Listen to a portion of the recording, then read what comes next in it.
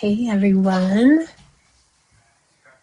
So nice to see you guys. Um, Fair warning, like my kids are in a bit of a mood today, so hopefully they do not interrupt our call or distract me too much because my new office has no door. Perks of living in a rental. Uh, Thank you for just your grace and your accommodation when I had to reschedule on Thursday. I really apologize, especially to everybody who had set that time aside. And I know, like, I got some emails from people just letting me know that they're not going to be able to make this time. And I really apologize for that. I was in rough shape and I'm feeling better today. Still super fatigued, though. I don't know. That was some kind of turbo flu, some kind of engineered or evolved version of regular flu. All right. I have to manually let people in. So I'm just waiting for a minute to make sure that everybody's here. But, oh, here we go. How are you guys doing? How are you feeling? How's the energy feeling for you? I'm curious. Are you guys feeling? You can share in the chat if you want. Are you guys feeling this like increased sense of? I don't know. It's like calling to. It almost feels like an urgency, but I don't know if that's quite the right word. But like a strong pull to deepen into your soul purpose and get clarity on your soul purpose, or just align in some way with something that your soul wants you to do. And your poor human is like, well, what the fuck? Like, what am I supposed to do? But it's like this, yeah, it's like maybe not urgency, but like an urging. Yes, Tracy, you're feeling that. I'm really feeling that so much. And unsurprisingly, many of the calls and the readings that I've been doing have been around that, not just for my private clients who are in a soul purpose mentorship, but the people who, Jeff, you're feeling that too. People who are coming for one-off readings right now are, it all seems to be around soul purpose. Natasha, you feel like you ran an emotional marathon last week and it's cathartic to connect with soul purpose. I'm so glad. I'm glad that energy, that emotional marathon energy can be connected and channeled into soul purpose. Valerie, you do feel an urgency, but not really to necessarily do anything. It's more like an urgency to slow down and chill out. Girl, I literally know that's why I got the flu. Like, absolutely 100%. It's like, and forced slowdown. Yeah, I hear you. You've been in limbo, Audrey, and you're ready for some clarity. Catherine, you're in confusion. You think you have direction, then it's crickets. I'm going to speak into that because I've been experiencing that recently. Tracy, you're in limbo too, waiting for something, and waiting forever. But soul purpose, Valerie, you said, but your soul purpose will come through better if you slow down. And yeah, totally. Christopher, you had a rough week last week and came out on the other side, wanted to dive deeper into your soul purpose. Well, I'm so glad. And then I saw like Samantha and Steph, and some of you just, gave me like the old yes or yep. Steph, you've been in a creative state. What a good feeling. That's amazing. Waiting is what you've been doing, Steph. It's been a rough 12 months. I know some of these cycles that we've been in. My gosh, she's so loud. Some of these cycles we've been in feel like they've been so long. Kel, stuck in an endless cycle of moldy rentals and ready to forgive it and end it and step into embodied forgiveness. Let's just hold the frequency for you there, Kel. Like, absolutely. You get to be in a non-moldy home. Okay. Let's hold that and anchor that in. Oh, Tracy, it's your birthday. Happy birthday. That's so exciting. So exciting. Okay. Well, I think probably most of the people who are joining are here now. And, if anybody trickles in, they trickle in. But I'm just going to sort of do my thing where I circle the drain. First of all, thank you so much for being here with me. This is a very informal event. I really was just like, I miss my people.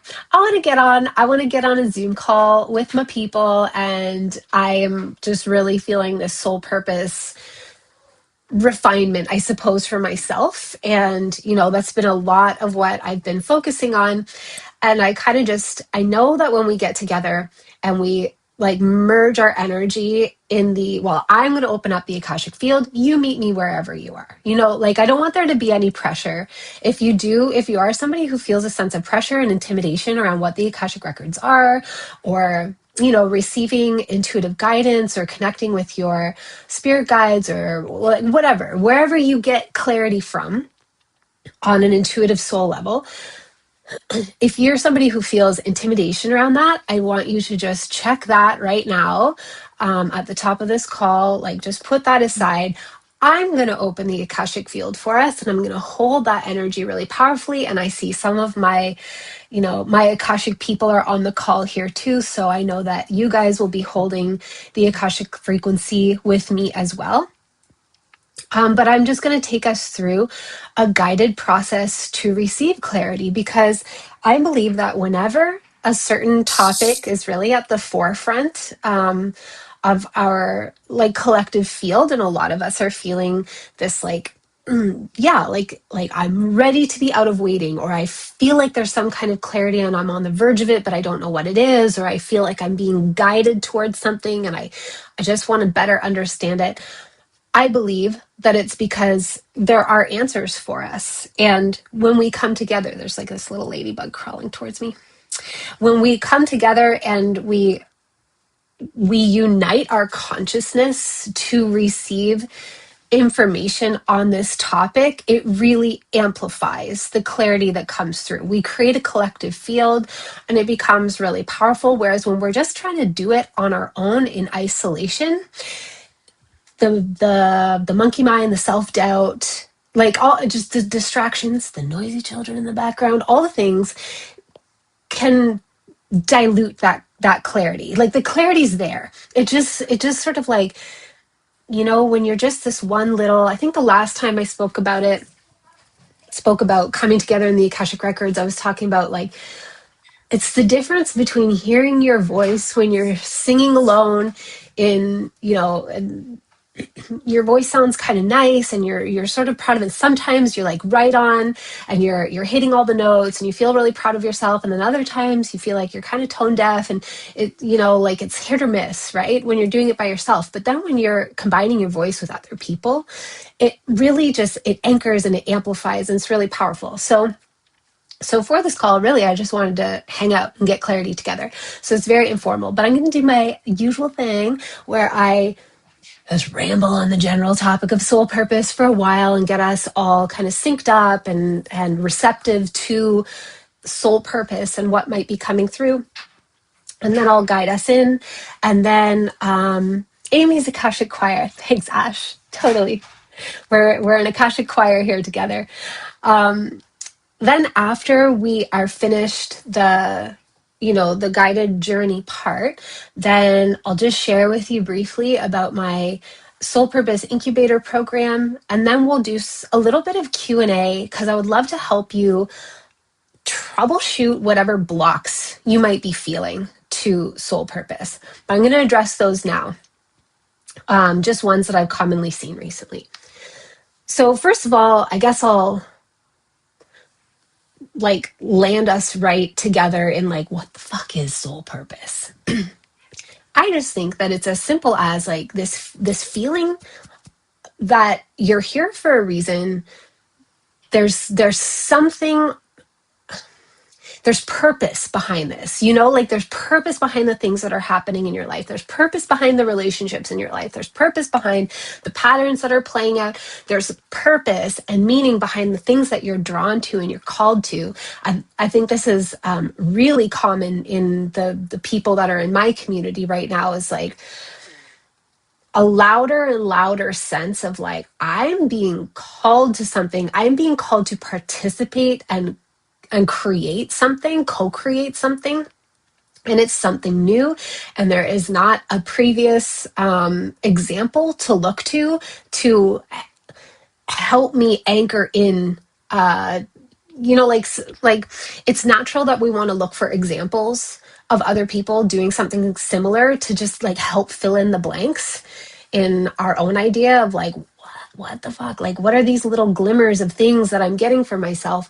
But I really strongly believe that we are in a process of new earth creation right now, and we can't the examples of that we can align ourselves with are few and far between. They exist. There are people that are doing like their new earth soul purpose, soul mission kind of stuff at the moment, but they are not, it's not in abundance, like it's not, soul purpose is not the same thing as looking at the job listings on Indeed or whatever and trying to figure out which one you would hate the least that would also like help you meet your living expenses. That's not soul purpose, and we all know that. That's not news to you. Soul purpose is the sense of like you're driven by a desire for meaning and a desire to participate in something bigger than you, to express something through yourself that is about you. It's through you, but it's also bigger than you. It's a contribution. I think soul purpose includes like the healing of our karma and the receiving of blessings, the activation of gifts. There are a lot of different angles that we can take to understand soul purpose, but the one that I most commonly see, that people most commonly come to me with questions around, is like the merging of soul purpose and work. And I think this is because we're in this new earth creation, like early baby beginnings phase, where we're really just understanding that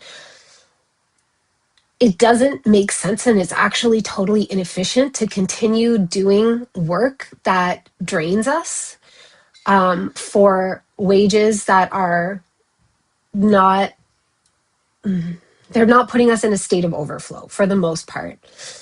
When we have like deeper desires and passions that we want to contribute, and we want to feed, we want to give them an outlet. So it doesn't have to be limited to work and career, but that's just a big one. Like that's most people when they're coming to me about soul purpose, they're coming for that reason. But sometimes it doesn't have anything to do with making money, and it's just about the desire to align with your own sacred contribution that you're here to make. It's not career in like the typical human sense. It's just the knowing that you have something of value to contribute. And yet, we were all brought up in a paradigm where that's not seen, and it's not honored, and it's not encouraged. And even if we were brought up by really emotionally supportive adults in an emotionally supportive community, I think we're still kind of on the cutting edge of brand new things that are wanting to come through. And so, like kind of like I can see all the magic in my children, but I have no idea what the reality is going to look like by the time that they are, in their 30s, let's say. So I can't fully reflect to them what I think, what it is that wants to be actualized through them, and so we're having to do a lot of self-validating and self-actualizing right now. And again, it helps to come together in groups like this with other people who are kind of like on that crazy edge with us that, asleep in the matrix muggle people would call crazy. Just as a reminder that we're not crazy. We're just creating something new. And the main block that I see around soul purpose, and having had some fun conversations with my audience lately, is number one, it seems like a lot of people are not currently giving themselves full permission to dream. And I mean like dream big. And by big, I mean expansively, to dream expansively. Like Like big has nothing to do with money. It has nothing to do with fame. It could express those ways, but it doesn't have to. I mean, big, like, what is the big version of yourself? What is the the big, totally actualized, like, pulsar beam of light that just wants to like radiate out of you into the world in a beautiful, unique contribution? I find in the readings and the conversations that I'm having that people are still trying to fit their dreams into the previous paradigm. Or fit it's not even like they're not even fully dreaming. A lot of people are not dreaming. They're trying to think of like I said, like they're trying to search like the job listings on Indeed, or think about existing careers, um, and fit the magnitude of all that they are into that little tiny bullshit box. Which isn't to take away from the jobs. Like, some people's sole purpose might very well be to, work at a job that could be found in an Indeed listing. It's not about the job or not the job or whatever. It's just like you are a multi-dimensional being of total power and magnificence. And if you're trying to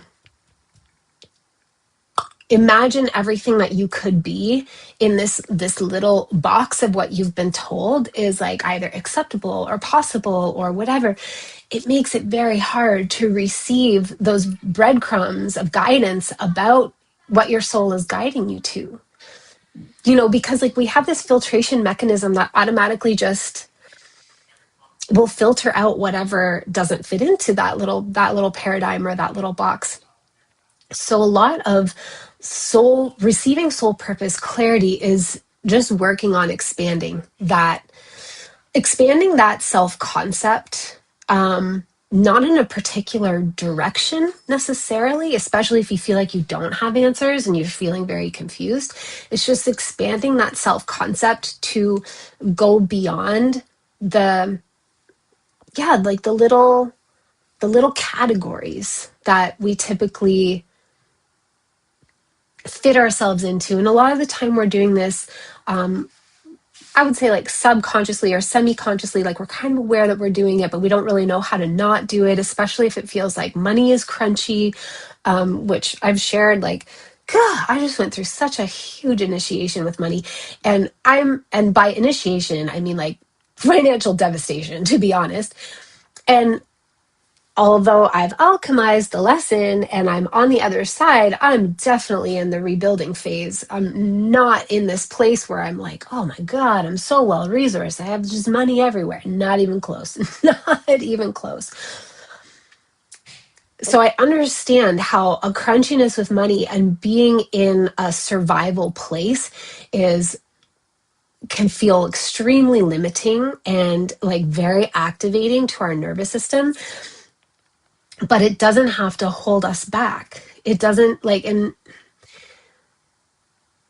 I mean, I really think this is why the false matrix is turning up the dial on like this completely fake, artificially manufactured inflation and, difficulty accessing resources and like housing insecurity and all the things that are going on, is because so many of us are activating, so many of us are awakening, and we're feeling this louder and louder call of our soul to align with all that is true and real and encoded within us. And then meanwhile, the false matrix is like trying its damnedest to keep control of the situation and to limit the power that is being unleashed through all of us right now. And one of the best ways that it can do that is to just keep us in a state of survival. But we have the power to fucking dream all the time, no matter what. No matter what. Those dreams cost nothing to dream. It costs you nothing to dream. You don't need to sign up for anybody's paid thing to dream. You need nothing. You need nothing but your own brilliance. That's all. So that's the first sort of limitation that I see, is the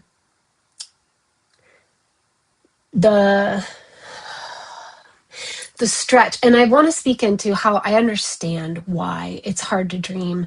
It's hard to imagine giving yourself the full permission to want what you want and claim what you really are on the inside, especially if you've had many experiences of disappointment and many experiences that you would like consider being failure, like, and on one hand, I don't think failure is real, but on the other hand, having just walked through an intense failure, like, it's not real insofar as it's not limiting me, but it takes a toll on you. When you fall flat, it takes a toll on your confidence for sure. And when you've had a lot of experiences of that, when you've been let down a lot, it can be very hard to dream, and it becomes like a protective mechanism to cap that dream at something that you feel is realistic, so that you're more likely to achieve it and you're less likely to be disappointed. And I just challenge you to work on your nervous system and just love your nervous system that is, always trying to keep you alive and always trying to protect you, and just work on expanding it little by little to know that you are safe to dream. Like dreaming big, big, big, big, big, and not having it come true by the end of your lifetime is not going to be the thing that crushes and destroys your soul. Not dreaming will crush and destroy your soul way more than dreaming big and not actually having it actualize. And the thing is that also when you let yourself dream big, something big will actualize. Like when you really let yourself dream big, something big will actualize. It might not look like the dream that you've been nurturing, but it will match it in some way or another. The other thing that I've noticed in my conversations with people is that, so a lot of people do have clarity, and they're really hung up on the how part. And the how matters because we're humans on earth and we do have logical brains. Even those who are very, very right-brained like me, we do still have logical brains.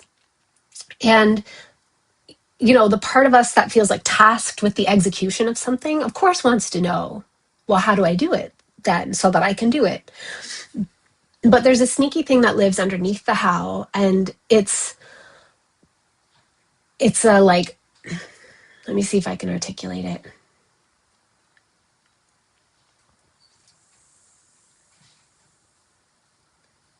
I'm too scared it's not going to work. So it's like I know how, but I'm overcomplicating it as a self-protective mechanism. It's like I'm creating confusion. So I know how, but I'm pretending that I don't. I'm manufacturing confusion for myself because I'm afraid that if I do this thing and it doesn't work, I'm going to be really, again, disappointed. And it's funny because, I'm subject to these feelings too. I'll tell you transparently, like, I'm so excited about the Soul Purpose Incubator, and I'm so nervous, you guys. I'm so insanely nervous. I'm like, what if nobody signs up? Even though I've been doing this for 6 years, that's really never been an issue for me. And there's still this fear of like, well, what if I put all this together and put all this work into it and nobody signs up? And I've created a ton of confusion for myself to try and derail this plan that I have, and to try and basically protect myself from that disappointment, and from basically, in this case, the disappointment is like taking a huge hit to your confidence, and then having to learn how to integrate that and not succumb to it, not shrink to match the hit to your confidence, but to like integrate the hit to your confidence and become more on the other side of it. And that's the knowing of that is what pushes me through, even though I'm afraid. It's knowing that like just being brave is always worth it every time. It's always worth it every time. But you have to learn how to work with the raw materials of the unpleasant feelings that come with it, and not let them become like facts or like I don't know, like determining factors for everything in your future forevermore. You have to learn how to take those really difficult feelings and let them be the payoff, because they are. There's always, like, every time you can be brave, there's always going to be payoff, but it just sometimes comes in the package of something that feels like shit at first until you learn how to, like, kind of unlock it and get to the core of what's really available there. So a lot of people right now who have responded to my emails or who have come for readings, things like that, and just in my other program creation codes, I'm just picking up the sense or being directly told that you guys know, some of you know what you're here to do, and you kind of know how to do it, but you're at the beginning threshold of taking a step into, like, in that direction, like really like planting your flag in this and being like, I am this, without any evidence to support it. I am this because I fucking know it on the inside. I know that I am this. And that first step feels really scary, and so we'll hold ourselves back waiting for, like, more clarity and more clarity and more detail of, like, I'm, this is how to do it and that's how to do it. And, like, even if somebody handed you the exact complete total map of, like, step by step everything you need to do, there are still those thresholds of fear that have to be confronted and have to be walked through. So even, like, giving your left brain every single step along the way, it's not going to solve that problem that state. It's just a state. It's a state of fear, of the risk of the bigness that you are. And by bigness, I mean, like, alignment with your soul and recognition of your own fucking magnificence, and the willingness to, like, be a radiant portal of expression of all of that, whatever it's leading you to, wherever it's taking you. We've been through so much. Even if you feel like you've had a good life in this life and, like, relatively, whatever, privileged, like, had ease, had, like, a relative amount of safety, our ancestors, our lineage, our parents, our grandparents, the people in our communities, the people that have directly influenced us and indirectly influenced us, they have been through so much. And the predominant message we received is that it is safest to be unassuming and small. And the risk takers have generally been rewarded, but, not always, because we've also been operating for many generations with a reduced access to our own consciousness and self-awareness, and not having the tools to be able to work through these, like, big fears. And so in a lot of ways, like, even if somebody has sort of the audacity to make bold, courageous moves, if they're predominantly coming from their ego rather than their soul, it might not work very well for them, so whereas when people just kind of keep their head down and they're just, like, small and unassuming, and they just fit in and stay fitting in, then they're at least more or less safe. And so we're having to deprogram that from our self-concept and our nervous systems as well. And for me, like, right now, my main area of focus is nervous system, just like care, like, just really caring for my nervous system, because I can feel it's been like 3 years of being on the verge of this, I don't know, I could call it a quantum leap, but it's just like a jump to the next level of magnitude of my own expression. And I'm the one that keeps edging back or keeps, like, sabotaging the process before the leap can successfully occur. And looking back on 3 years of patterning, I can see, yeah, it's a nervous system thing. And my nervous system just really, really needs to be reconditioned to have a different baseline than what I've been operating in. My nervous system has been operating in, like, worthiness wounds and fears of scarcity, and, which I think is very common for a lot of us. So there was something else I was going to talk about based on something somebody said. Oh yeah, it was about, like, receiving clarity and then it receding and disappearing. This is a really interesting and important part of the process of identity shifting and transformation. You like timeline shifting, identity shifting, and a lot like they're basically the same thing. It's just looking at it from two different ways. But in order to shift into a different timeline, you have to be a different version of yourself that matches that timeline. So the current identity, if you're super identified with the person that you've believed that you are, you can't fully shift into that other timeline. You have to titrate your identity to match this other, like it's like you're titrating yourself to be the version of you that exists in this timeline. I feel like that languaging is so elusive in a lot of ways. Like somehow it misses the mark. But in this process of identity shifting, timeline shifting, aligning with our soul purpose, it's like your soul is calling you to something more in whatever direction it's calling you. And sometimes I feel like there's a process of there can be a process of having to release previous desires that just are no longer relevant. And that can be really challenging if we've held those desires for a long time and we've come to identify with ourselves as a person who has that specific desire. So there's a process of releasing desires that, like, for example, if you're somebody who practices like manifestation-y kind of things and you visualize or you affirm or whatever you do, if you've been focusing on affirming and manifesting a thing for a long time, there can be a process right now where we're being like ultra calibrated to the truth in our soul, where you have to just like, I don't know, it's almost like erase it, like become a blank slate. Like your desires almost have to disappear for a little period, and it can feel very discombobulating and very strange and disorienting to not really have a desire guiding you or a set of desires.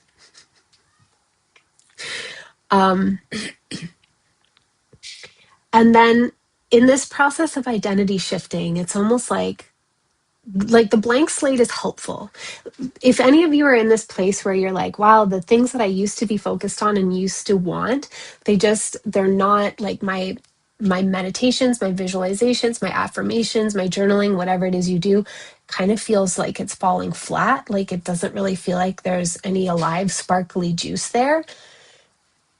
It could be that you have to just let those go, like true, like completely, like just let them go and create a blank slate so that your soul can communicate to you what it wants and has in store for you, like what it's calling you to from that blank slate space. And I think our souls are calling us to like a next level right now. I think the things that we gave ourselves permission to want before just aren't like cutting the mustard. It's not even close to what our soul actually wants to express. And so it's trying to get a new message through, and sometimes it can pierce the veil of our current identity, and sometimes it can't. And it can only deliver that clarity in these little doses, and then it kind of feels like it disappears, and you're just back stuck in this place of feeling like the status quo is still in place, like nothing is changing, and you're like, oh, I had this amazing clarity, and then it's just gone, and you're just continuing with the same sort of like rhythms and whatever, and the same identity, and you just have to wait until another little piece of clarity comes through, but then another piece of clarity comes through, and you work with that, you work with it as much as you can, and you know it's going to fade. And that's part of the integration process. It's like we're being given these little calibration glimpses, like little doses of clarity that allow us to make micro calibrations in our identity and in our nervous system, rather than giving us the whole shebang of what our soul is trying to call us to all at once, which can also feel, I've learned through the years of doing Akashic Records readings as a big picture seer, it can be extremely confronting to have some, either receive the whole picture for yourself or to have somebody who's doing a reading for you tell you the whole picture when you feel like light years away from that. It can be extremely confronting and destabilizing. So the process that I see happening, I'm experiencing it myself and I'm hearing it reflected from other people, is like you get this little bit and it feels really good and then it kind of disappears. And the work is to just calibrate to that, like just incorporate that little piece of clarity as much as possible. Then you get another piece, or you just get the same one reinforced back to you and it feels alive again. And you're integrating and you're calibrating. And the thing is, we need to shift our mind to match it. We need to shift our emotional, our emotional response set point, I suppose you could say, to match it.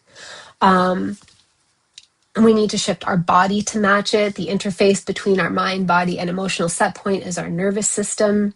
Like there's a lot of calibration that has to occur. And it ultimately has to come to feel safe and normal in our bodies before it can actually manifest. And so I think like we get given these little pieces and then they disappear. But they're not gone. They're just like giving us a break so that we can integrate. And, if you're like me, I can sometimes get a little bit pissy about the status quo, like just the current version of my life, and feel a little bit impatient. And like, I want a lot of change to happen. But then when I think about it, I'm like, do I want a lot of change to happen? Like, do I want that much destabilization? I don't think so. I think I want it to come when it just feels totally ready. When all the parts of me are ready for it. And sometimes then when I look at it from that perspective, I can just sort of relax into my currently manifested reality and be like, oh, okay, it's not that bad. It's not that bad. I'm not going to settle for it, but I'm not going to try and push my way out of it either. May shared something with me today. It was a quote that she saw somewhere on Instagram or something like that. So unfortunately, I can't credit the source, but she said that she read somewhere that if you could take all of your problems, if like all of us could take all of our problems and put them in a basket together and then like mix them all up and then you reach in and you pull out new problems, would you be willing to put your problems in the basket or would you just keep your current problems? And I was like, I would 100% keep my current problems, 100%. And that tells me that my nervous system is actually cool with my current life, even if it's not exactly the way that I want it to be. And that, my work is to neutralize my perception of problems right now and to titrate myself in the direction of the little glimpses and glimmers that my soul is giving me. And for me personally, in this process, my soul has just recently, like I feel like it was maybe like a 2-month blank period. Yeah, totally, Steph. Wanting the changes to come when they're ready and when we're ready. After a 2-month sort of blank period and that process of like a little glimpse coming in and then disappearing and me being back in my problems and curmudgeon-y about it, I finally received, I think it was just before I got sick. I really feel like this sickness was an ultimate nervous system reset to be like, you're aligning now because this is what you want. But I received like the picture, the whole picture. I didn't have it for quite a while. And there's something to be said for just like working with what we're given and not being impatient and not feeling like the absence of the whole picture means that we're not on track or we're not on path. Okay. I think that's enough rambling. you guys know I can ramble forever, but I really want to go into the Akashic records together and just attune to start receiving some clarity. Yeah. Okay. Thanks, Crystal. I'm gonna wet my whistle. All right. Let's just first start with just like chilling out and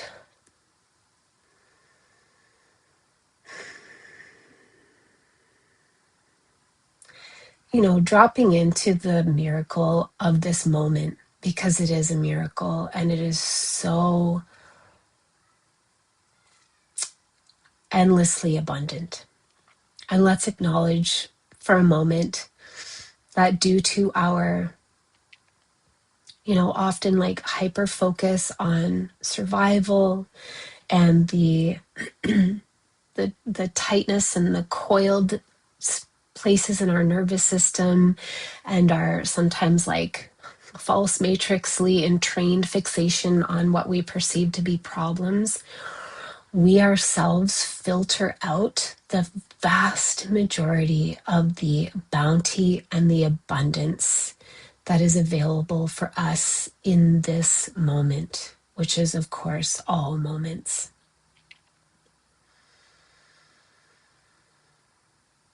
So let's honor this moment and just be here for a moment.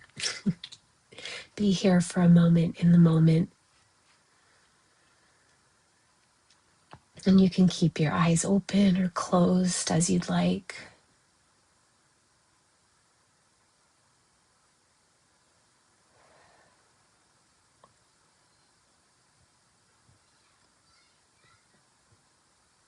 And just sense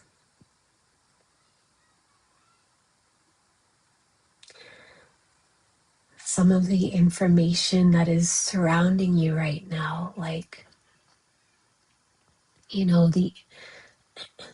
the ambient textures of this moment.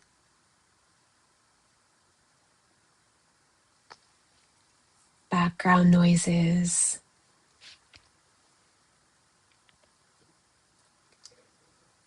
the temperature,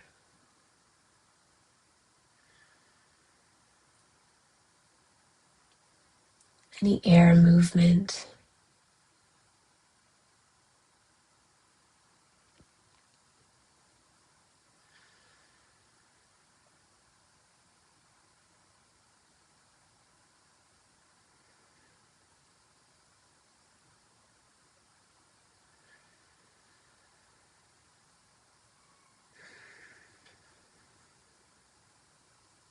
And bringing your awareness into your breath.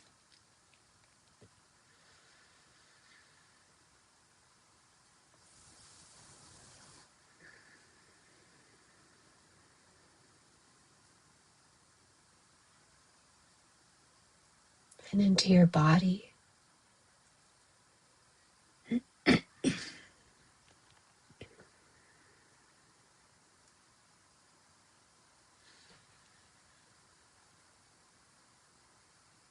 Just letting yourself really like melt into your body. A lot of us are often moving through our days kind of like floating above our body, a little disassociated. But our bodies are the portal of manifestation. Through our senses, we decode vibrational realities.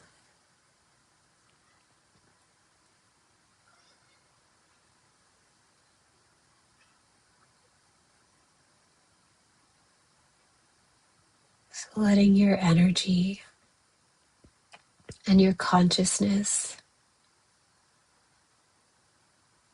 just fully infuse into every cell.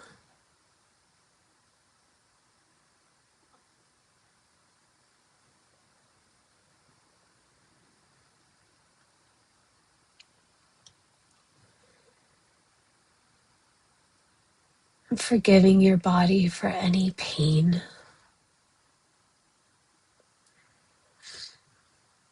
hunger, anxiety,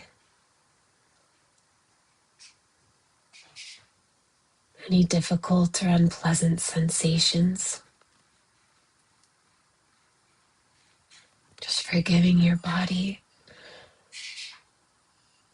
merging with it with love and acceptance.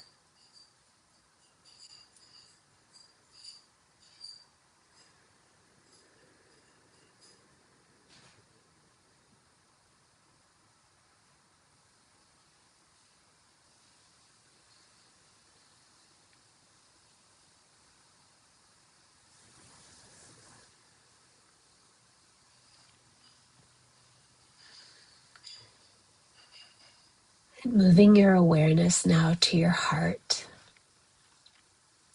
chakra, just the space in the center of your chest, between your lungs.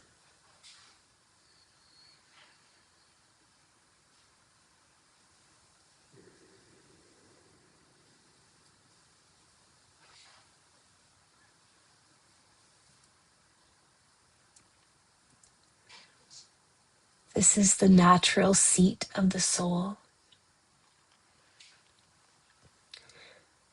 and it resonates with truth.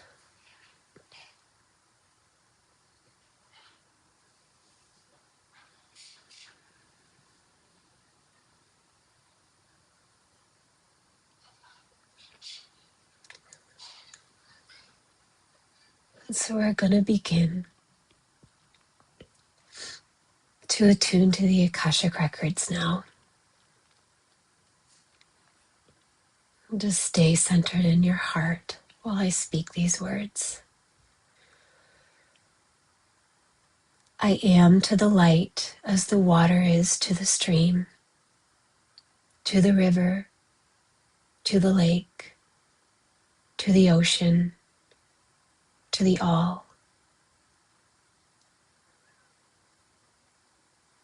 I open my divine channel to receive the wisdom, guidance, perspective, and love of benevolent cosmic beings, of divine intelligence, of Christ and Sophia, of Goddess and God, the highest angelic beings of the purest white light, of the true ascended ones, and of the divine sacred archetypes,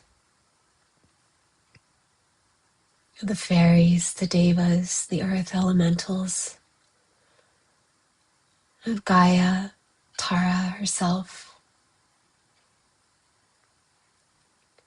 of spirit guides, soul pods, transitioned loved ones, the elders and the ancestors, of high, higher, highest self, and of the oneness that is source through the portal of your heart.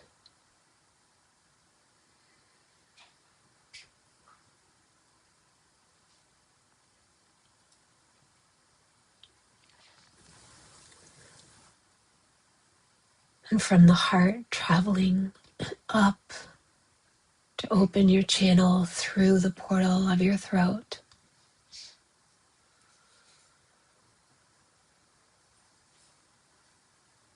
And opening your channel up through your third eye.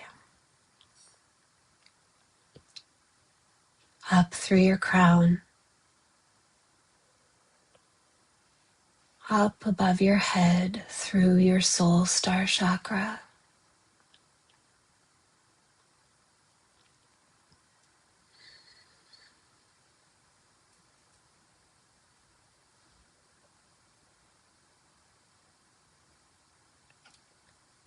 Opening up higher into the transpersonal chakras, the stellar gateway.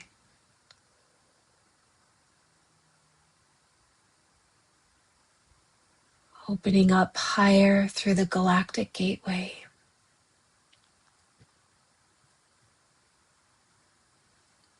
Up higher through the 12th dimensional crystal star chakra, the Christ consciousness, the sacred sun,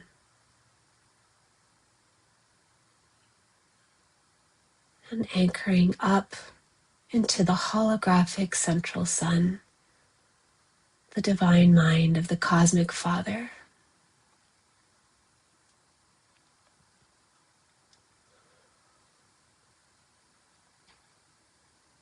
Staying with the cosmic Father, returning to the heart. And now opening your divine channel down through your solar plexus,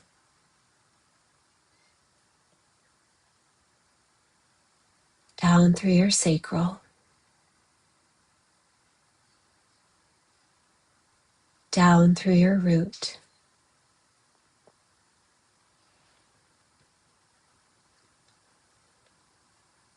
down through your earth star chakra into the crust of the earth.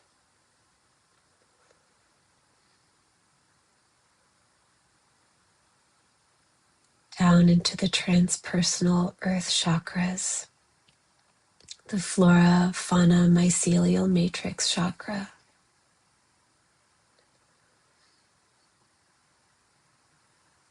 Extending down and opening through the mineral, crystal, and water chakra.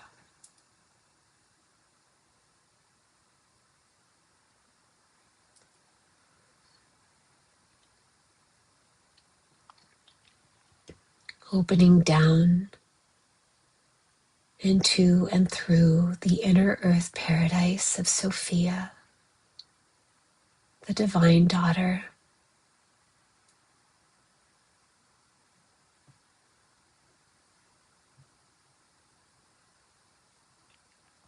And opening your channel down into the molten golden heart of the Matter Mother.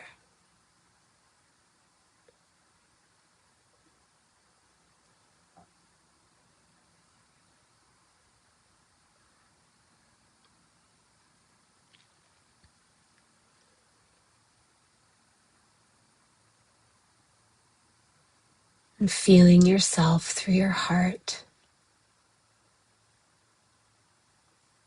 as the precious child of the Cosmic Father and the Matter Mother, a being of the earth and a being of the stars, the bridge between heaven and earth. You are the Trinity complete.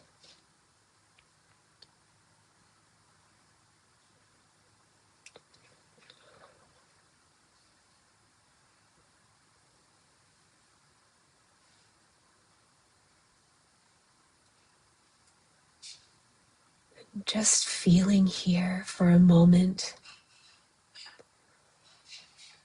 the undeniable fact that you are encoded with a unique essence, a unique signature, a blueprint.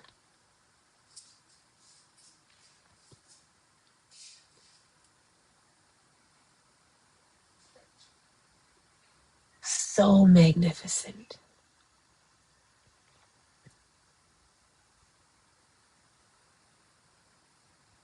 Completely invaluable.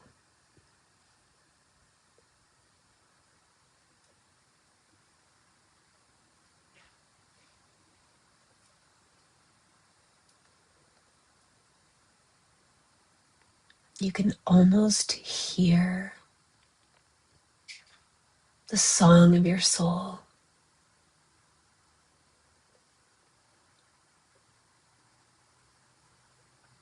It's like a hum, a multi-dimensional note.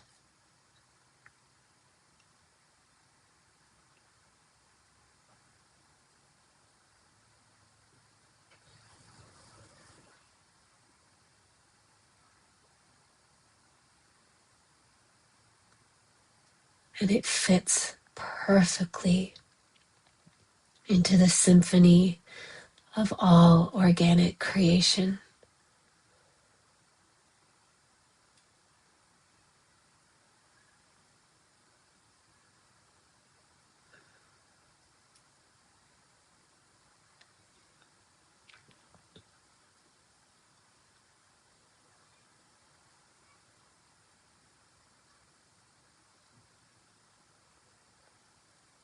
Staying in the heart,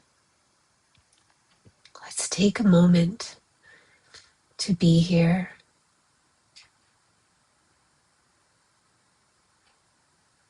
and acknowledge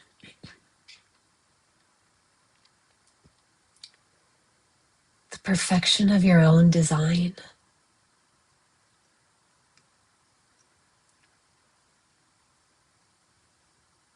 Let it reveal itself to you through your heart. Colors, sounds,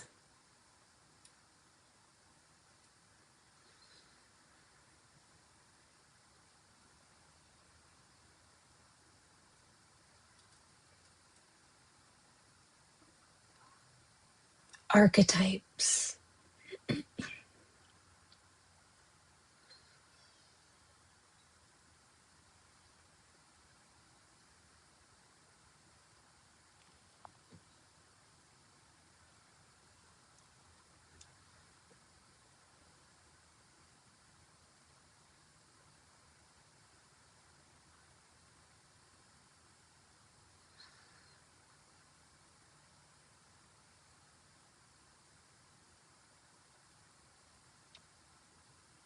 Gifts that you have.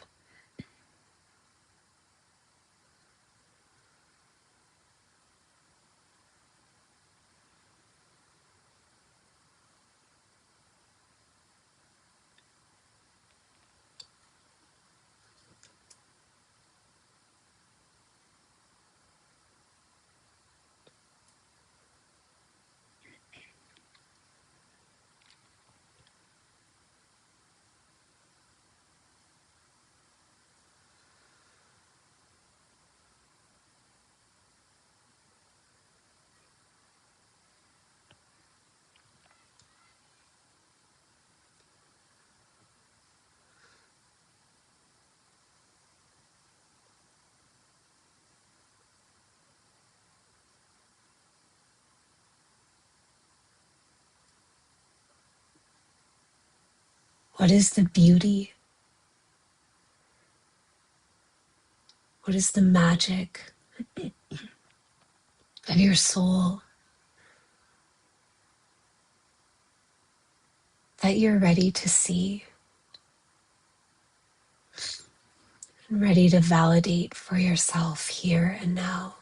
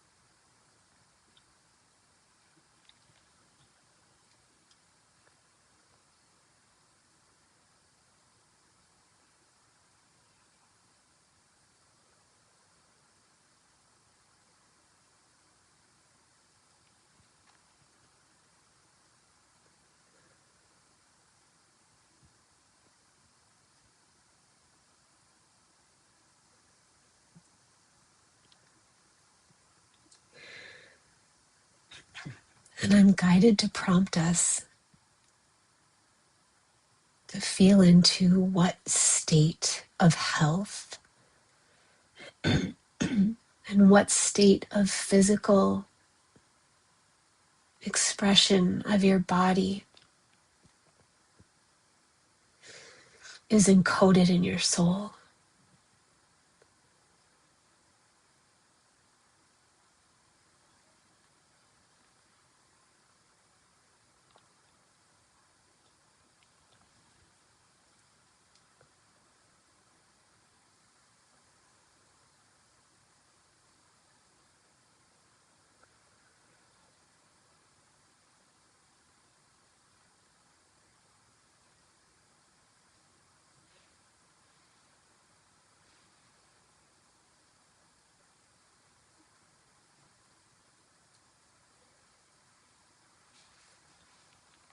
What state of mind is encoded in your soul?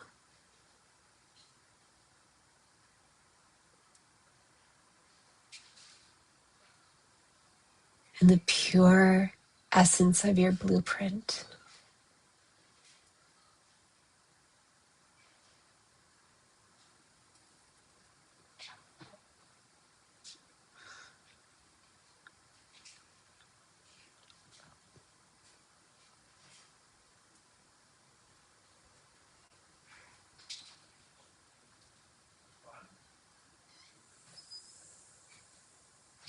And if your soul's blueprint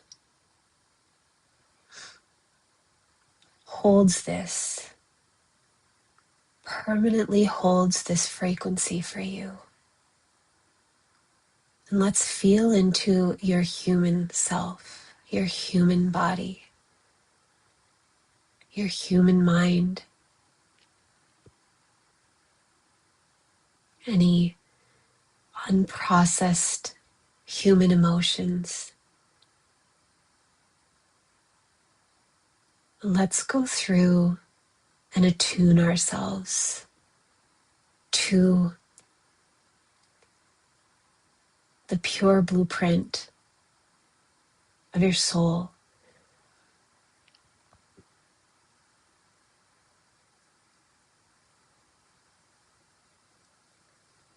We're going to tune the root chakra first.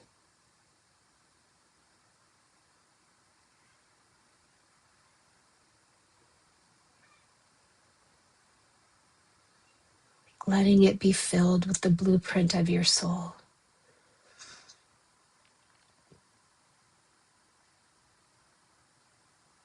The root chakra is your connection to earth, to your cells, to the molecules, the atoms of this completely miraculous physical reality.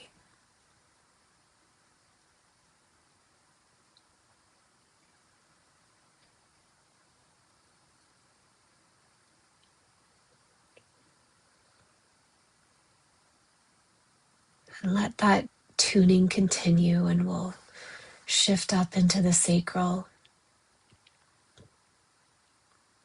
And let the sacral become tuned to the soul. Your creativity, your intimacy, your sensuality, your pleasure.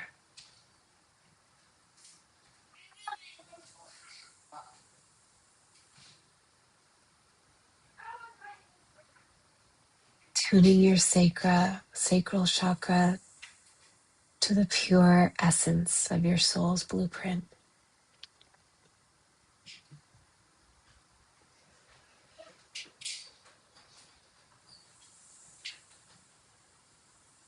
Allowing that tuning to continue, we're going to move up and bring our awareness to the solar plexus. Your solar radiance, your confidence, your contribution, your joy, your play.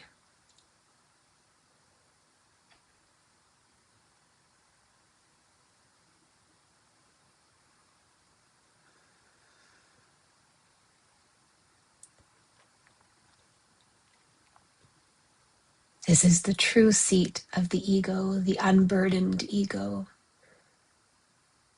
Just the unique individual that you are in this life. The miracle, the marvel of you and all of your delightful you-ness. Perfectly imperfect. Imperfectly perfect. Tuning your soul, your solar plexus, to the pure essence of your soul.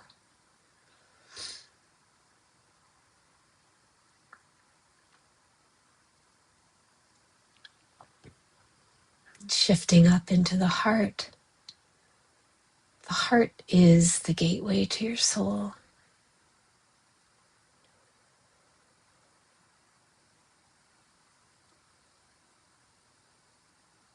But it is the freedom and the purity of your love, your capacity to love, your capacity for compassion and tenderness,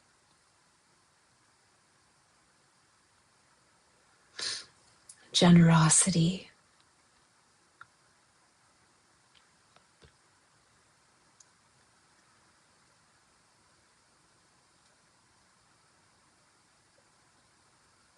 Letting the pure essence of your soul clear out any residual grief, anguish, heartache, or heartbreak. Anything that may have hardened your heart to yourself or others, just letting that be cleared out.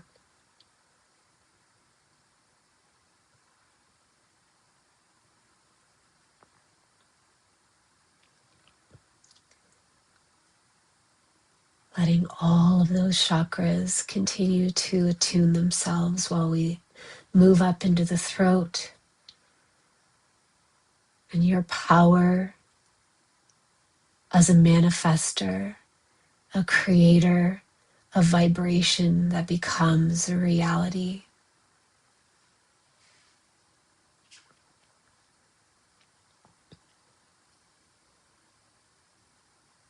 The richness and the beauty and the fucking freedom and the value of your voice, the power of your voice, just the sound that you emanate, your power as a wielder of words that are like organic spells, patterning this holographic dream projection.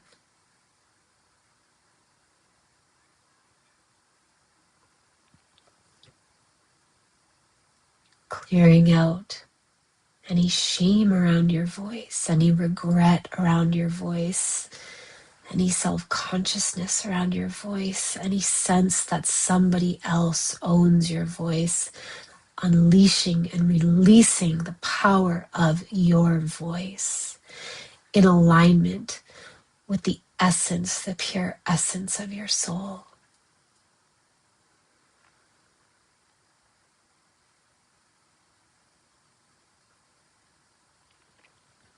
And shifting up into the third eye, the power of your vision, portal into alternate timelines, alternate realities, higher dimensions, a receiver and transmitter of pictures, colors, symbols.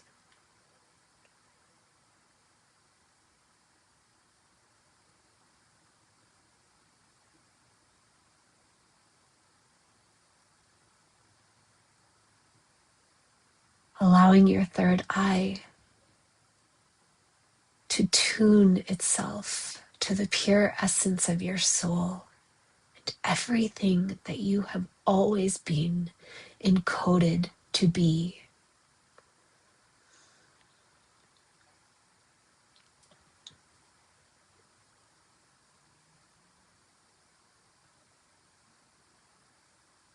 And shifting up to the crown,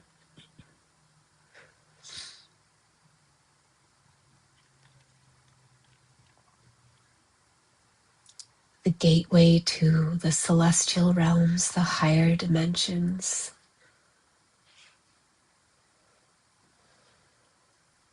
the non-physical, the collective, the thought field.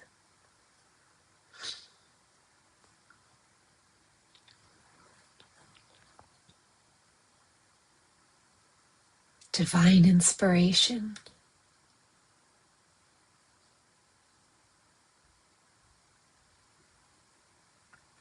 allowing it to be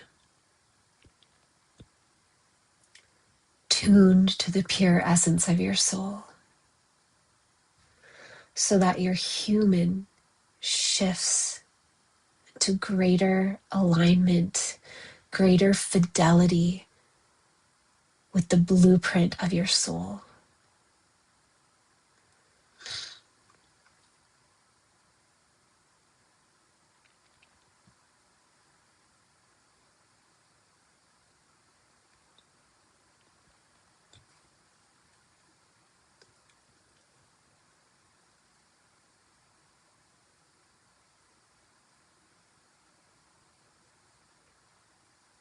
Letting all of that tuning continue to happen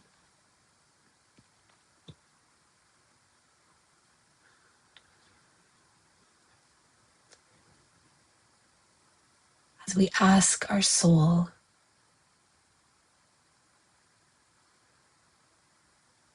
to show us, guide us, tell us, what are you calling me to?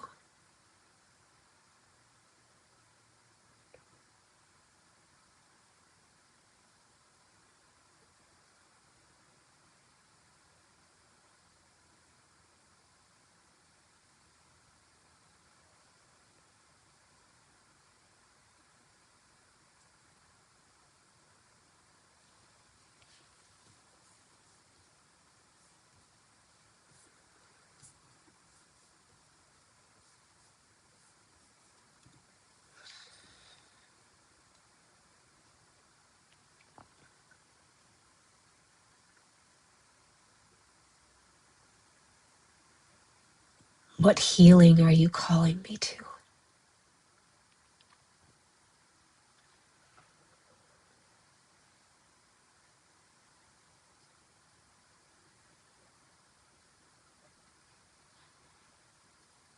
What change are you calling me to?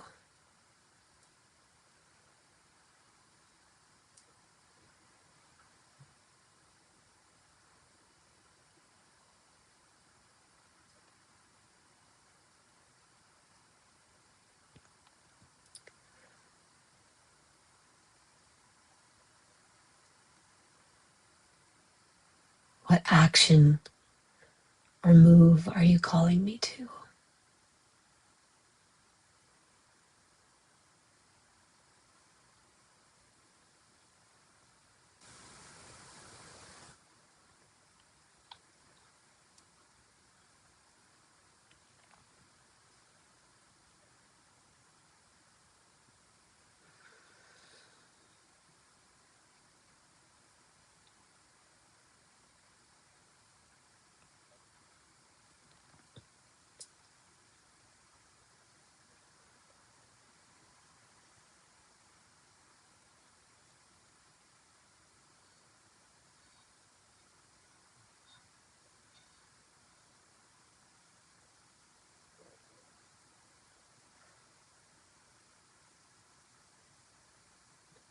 What is the highest expression you are calling me to?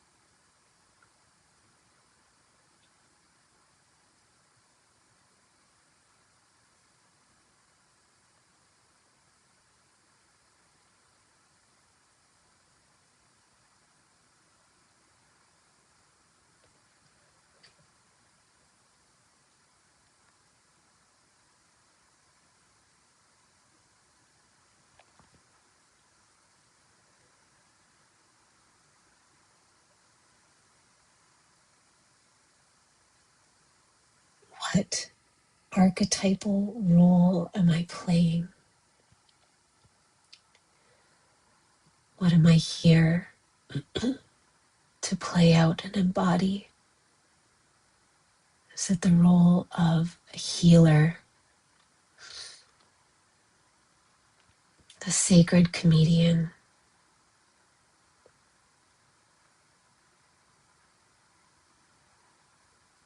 the alchemist,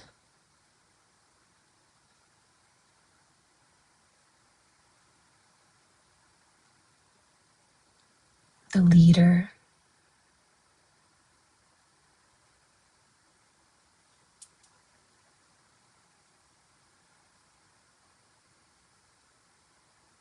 the nurturer?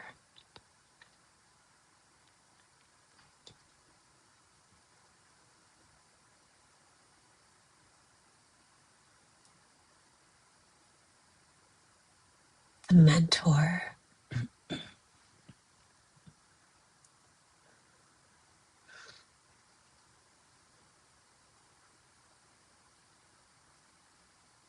The storyteller or the story keeper? Just let it come through.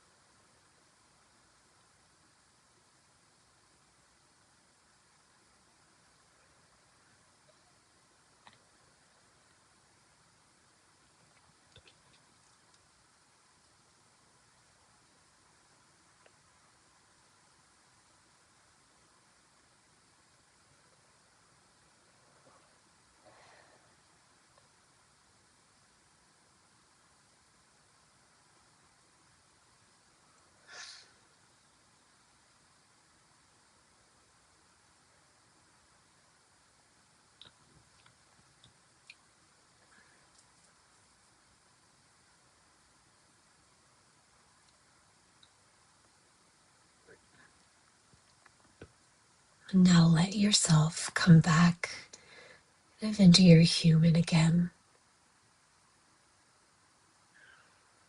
The human that you are. Noticing anything that you think or you feel, whether it's emotionally or physically, somatically.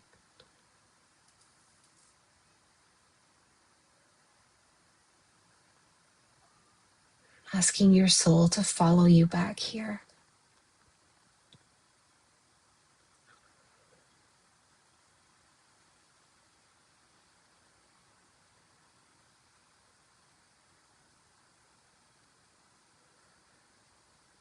And asking the soul,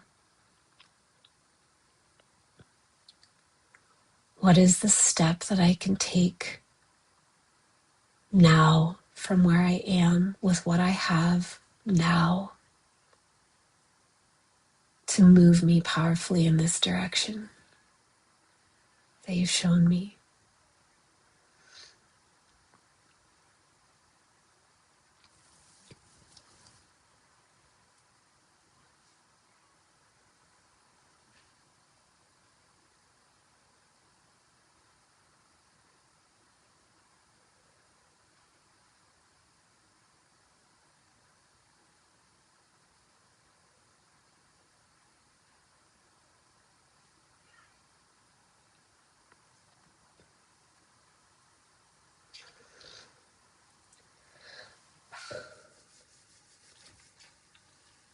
All right, I'm feeling guided to call us back into our bodies,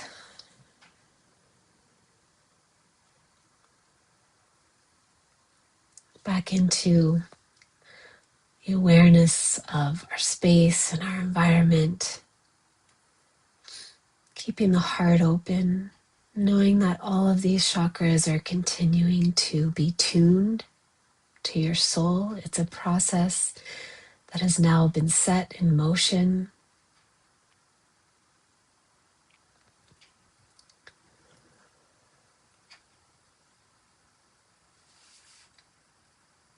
And if you like, you can rub your hands together And place your palms, cup your palms over your eyes for a moment.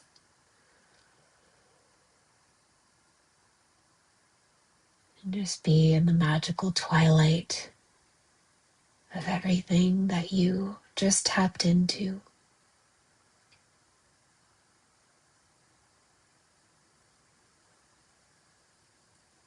The magnificence of yourself.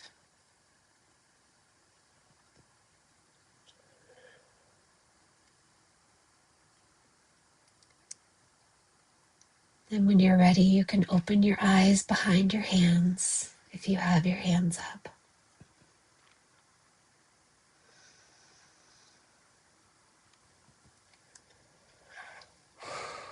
And then you can come back, drop your hands and come back.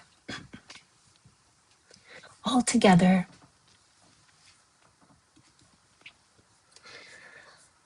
I would love to hear if anybody felt anything or received any bit of clarity during that Akashic group journey. You can share it in the chat. And also, in case you didn't, or you felt like you didn't get anything,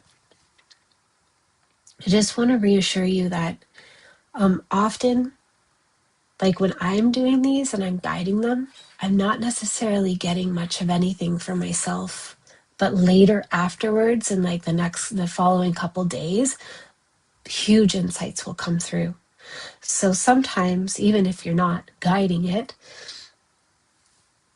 the clarity drops in and the insights drop in, but they don't get past that filter that we have in place that blocks it out until later when we're doing the dishes, or often when we're driving, or we're in the shower, or sometimes when we're watching shows, and that filter just like chills out for a minute.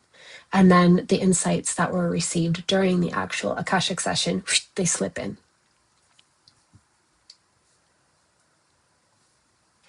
Did anybody feel anything? Did you get anything?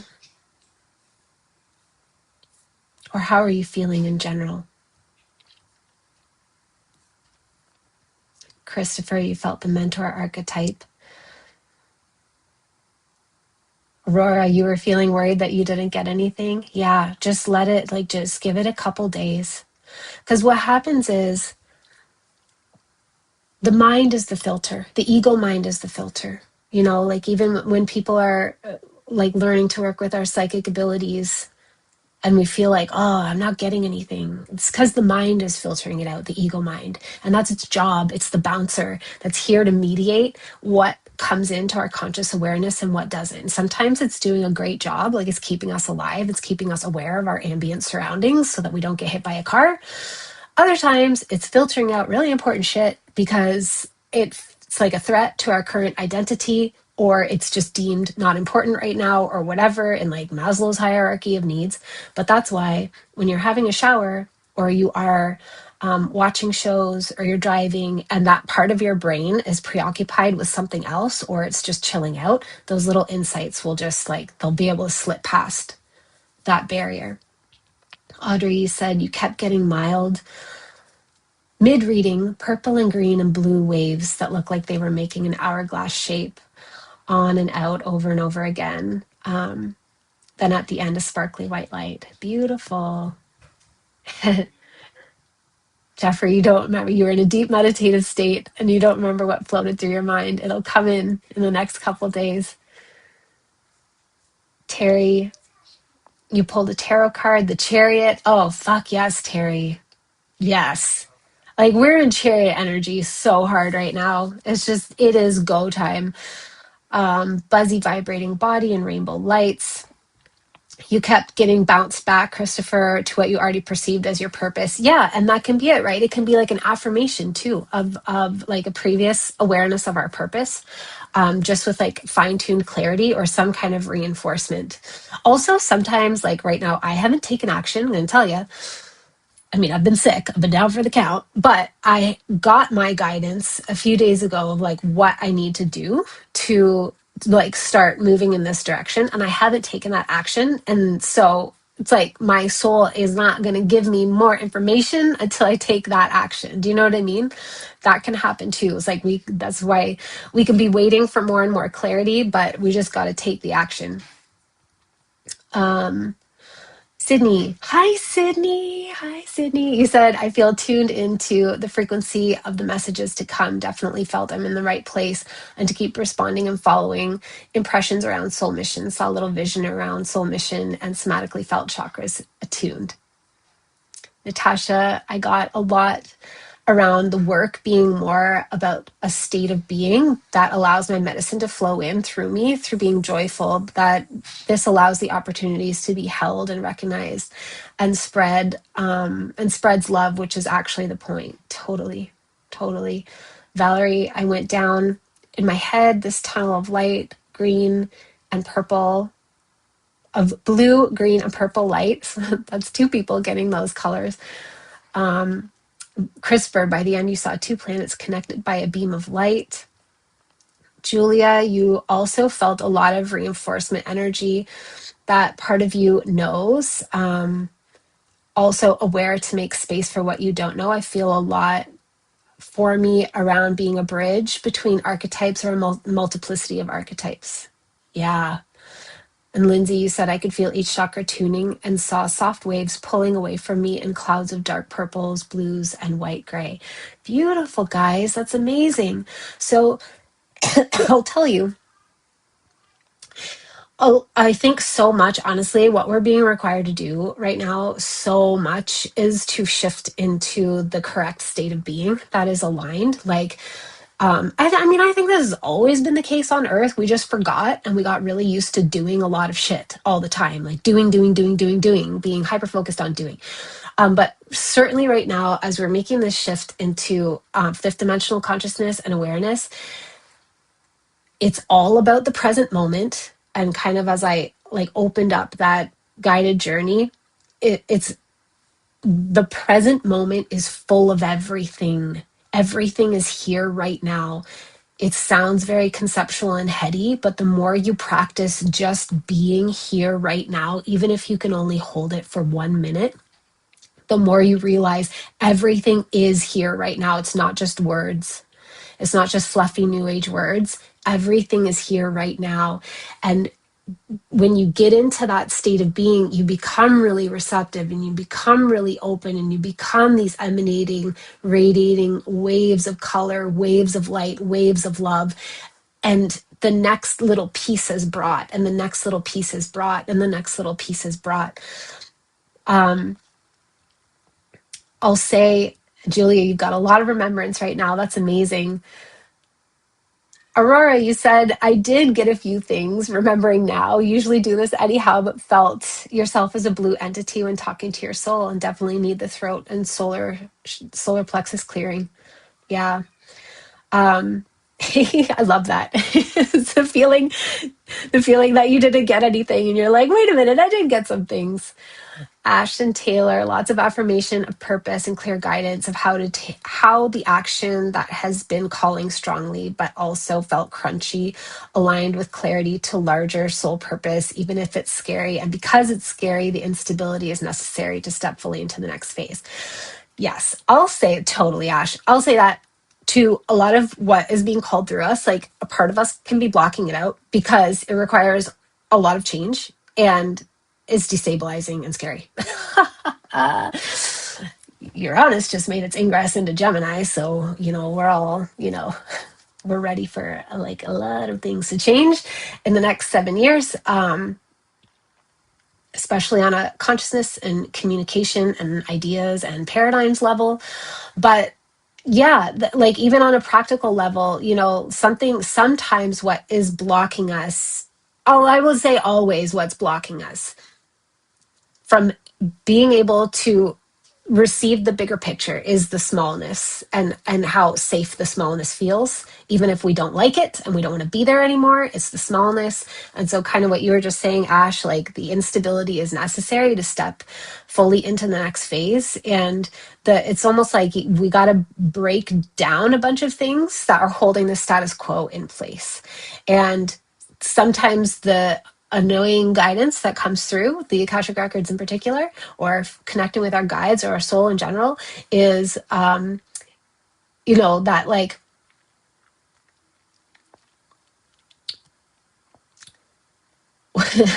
we've got to be willing to submit to the deconstruction phase before we can even understand what's being constructed, because there is an element of divine timing. Like, as much as we are shifting into more like present moment awareness in the fifth dimension, and like deep quantum time, we still in the fourth dimension experience linear time and like, cause and effect. And that's where the divine timing piece comes in, is like certain sort of things have to like break down or break apart or shift or whatever. Like these little things have to occur in order for that piece of clarity to come in, or that piece of clarity to come in.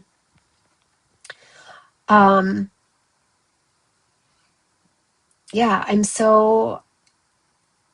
so glad that you guys were getting things, even if it was just sensations. And, like, I invite you to either take yourself through this process again or listen back to the replay if you want, and receive, deeper clarity for yourself.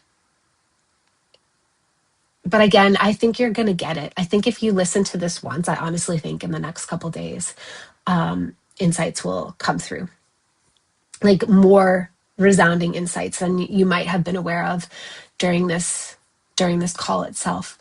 As I said, I'm just going to briefly talk about my program Soul Purpose Incubator really quickly, and then we'll go into just like troubleshooting any blocks that you feel. Like if you're kind of feeling like still sort of like, well, how, or like, what do I do? Or I'm feeling stuck around this thing in my life, I would love to support you in moving past that.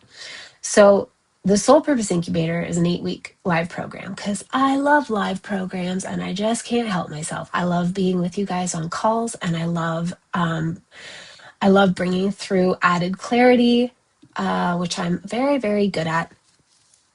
And so what I noticed a couple years ago was that I can see somebody's soul purpose in their birth chart. Now,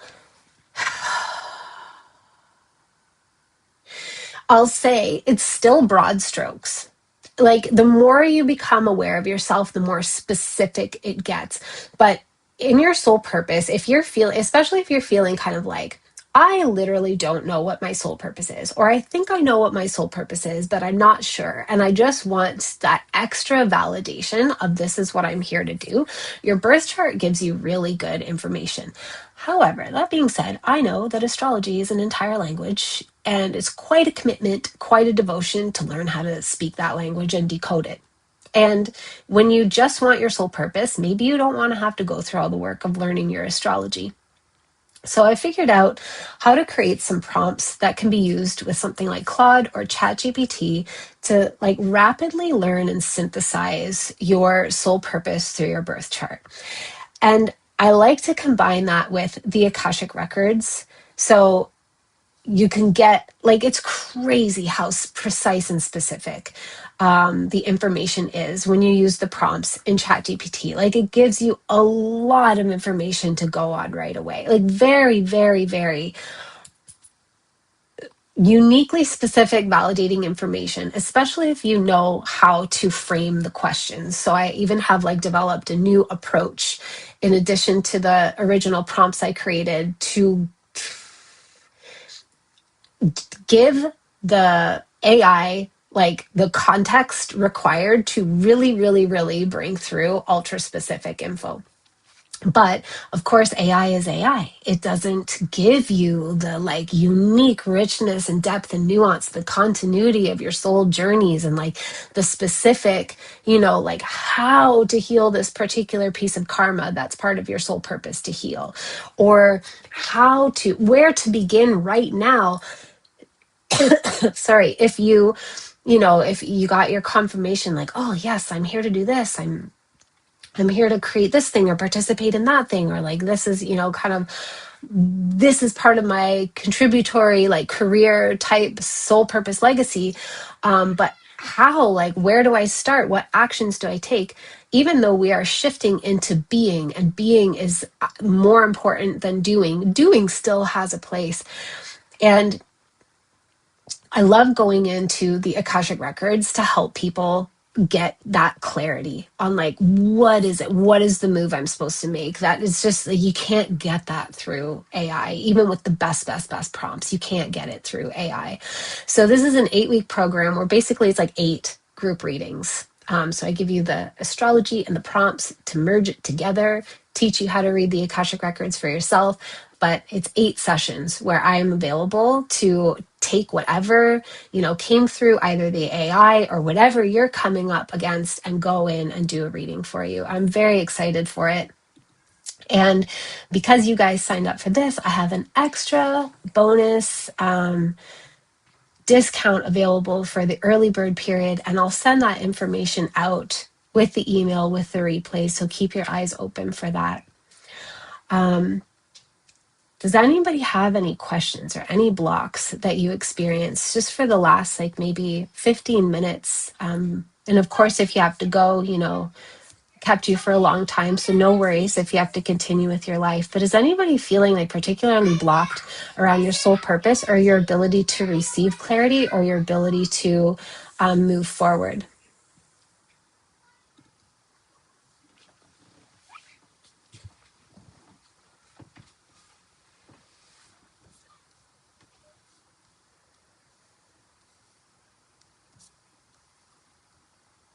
Thanks, Julia.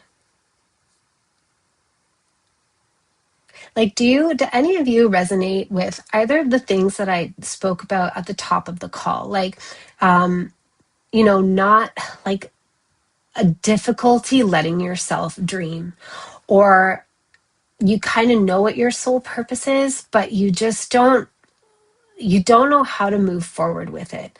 And you feel like your mind is maybe overcomplicating the process. Does anybody resonate with either of those? Or does it feel like you're just receiving the puzzle pieces as you go and they are revealing themselves, little by little, bit by bit, but you trust that it's all being revealed and you trust your own ability to follow through on the bits of guidance you receive and to integrate? Sydney, were you going to talk? Hi, Yeah. guys. Hi, it's so good to see you. You So too. this is all hitting on some stuff that's really relevant for me right now, and I'm wondering what your perspective or experience is with this because I have had a lot of vision and like resonance, opportunity, new things coming into my life, and vision around like soul mission potential themes as well as like what it could look like in the 3D. And then I also feel like I've been invited into like deep surrender about whether my visions are exactly what it will look like or if they're just tuning me into right this frequency that as I follow it, right, will reveal. So like what has been your process or what wisdom do you have around like when you start having visions of what a program could look like or what working together with other people could look like or what you might be offering, and then do you have a process of surrender that you've ever been through when like the full clarity isn't there yet or it's not happening? Yeah. Yeah, I I do. I so surrender has become easier for me since my dad died. Before that, surrender was really hard. Like I kept trying to force myself to surrender. Okay. Like it's like the opposite of surrender. So it's like taking in the opposite direction, right? I'd be like, I'm surrendered. I'm surrendered. I was not surrendered on any level. But eventually, what would happen for me during those kind of approaches or those attempts was like eventually I would get so frustrated that I would surrender because I was like, I'm so frustrated that I can't hold on to this anymore. And that was like the least fun way to go about it, in my opinion. But I just couldn't seem to achieve it otherwise. And I think there was a lot of alchemy in that process too. Like it's not just because I failed at surrendering for a long time. It was sort of um, like for example, when I was manifesting my pregnancy with my daughter, I had to confront so many things inside of myself, like so many fears and so many, yeah, just a lot of stuff and come into my power. And it just took as long as it took. And then after my dad died, I think because death has that way of just rearranging your priorities so much. And I was just like, and I was just forced to let go of somebody that I love. And so I think I was able to just harness that complete release and the peace that I found in that. And so now surrender is a little bit of an easier jump because it just feels like peace. So now it's like I can hold the vision as much as I receive and then just go straight into peace. And I can feel like when I'm getting a little bit attached to it, it just the difference between the two is so clear now of like, whoa, I'm getting a little bit too like my claws are trying to dig into it, you know? And then I can just go back to, yeah, it's like a state of grace that came from just having to rapidly accept that my dad died and just like, there's, I have no choice here. But that felt like such freedom to be able to do that. Um, and so in this process, I think before you were able to join the call, I was sharing about how I had to let go earlier this year of all of my desires, all of them, and like completely let them go, not just like put them aside for a while, but like, okay, just God, I am yours completely in whatever way, and just hold that blank state for as long as I needed to until little pieces started to come in. But those pieces were much purer and much clearer than what they had been before. And not that there was anything wrong with what was coming through before. I think it shifted and I hadn't been able to shift along with it. So now I just view it as like the work of integrating whatever little piece has come in without, I try to see it more symbolically than literally. Um, so like feeling the essence of how it's alchemizing me, as opposed to what outcome it will produce. Does that make sense? Yeah, 100%. Yeah. Does it help? Yeah, it really resonates. I mean, I feel like that's the process that I've been invited into as well. And I feel like I've gone through these iterations where I have like a deep surrender on something and then things happen and then I'm like, okay, cool. And then I get more visions and then it's like, I need to surrender again. And like, so I'm just in one of those spots where it's like a new surrender coming on. So I just, yeah, I appreciate that.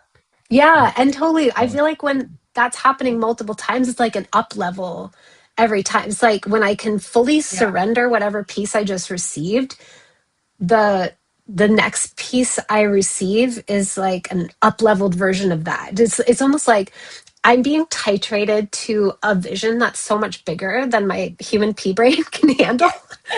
and and I'm having to like be given a subversion and then to be like, oh, this is it. And then have to surrender it and swap it out for the next higher version. It's like Mhm. calibrating myself upward to the bigger, the purer. It feels like a purer expression of the Yeah. energy. Yeah. Yeah. I really resonate with that. That's beautiful. Mhm. Thanks. Yeah. Thanks, Sydney. Yeah. Um, Lindsay, so Nicole, you said you resonate with that. So one of the things, maybe like receiving the pieces, I think is when you responded, you receiving the pieces and just going with it, just trusting that the next piece will be revealed, which is like ultimately, I mean, that's the calmest, most beautiful space to be in. And like you just heard me share, I don't always achieve it. It hasn't always been that process for me. Um, Lindsay, you said, I definitely feel blocked, but I can't identify why or how. I feel very connected, but unable to pull down the veil completely. Um, Lindsay, do you feel like there's any part of it that is a self protection that you are to pull down the veil might show you something that is a little bit confronting on some level to the version of yourself that your nervous system is accustomed to being? Does it ever feel like that? Yeah, that makes sense. Um, it feels like there's a wall, that it's all right there. But like even I found in recently, like I used to be able to visualize just really well, but when I try to do exercises like that, it's like it starts and it's just Mm-hmm. blackness. bathtub, and then I can't, I picture an orange. And smell the orange and taste the orange, like I could do all that no problem. And it's just, I've had like, the last year was really difficult on all sorts of levels, but it really like opened me up to fully accepting myself and loving myself and just feeling more free and like I really free. I just nothing is getting me down. I'm so open and optimistic to all experiences, and I just really want this connection. I feel like just it's always been there, but it's just barely out of reach, and I don't want to be like obsessed with that because I know that's not going to help at all either, but there's so much longing, and yeah, I'm like lost and determined and weak and strong and Holding all I of don't the know. paradoxes. Yeah, I'm like floating and heavy all the time. I just, it's, I don't know, but yeah, I definitely feel blocked, and I don't know why because I don't know. I tell myself too that like I have a lot of ADHD and life is busy and I can't sit down and I'm not gonna, sit down and meditate when I know I have to do laundry and I'm gonna do, like that all the time. But I feel very connected inward all the time. Hmm. So I do feel like there's something holding me back. I'm not afraid, but it feels like maybe I am. I don't know why. I don't know anything.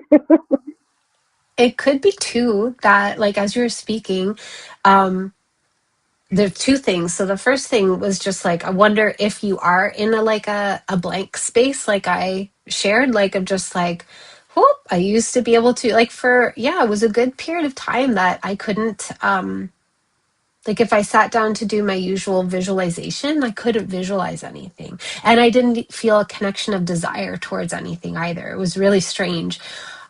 But now I'm understanding that something else needed to emerge.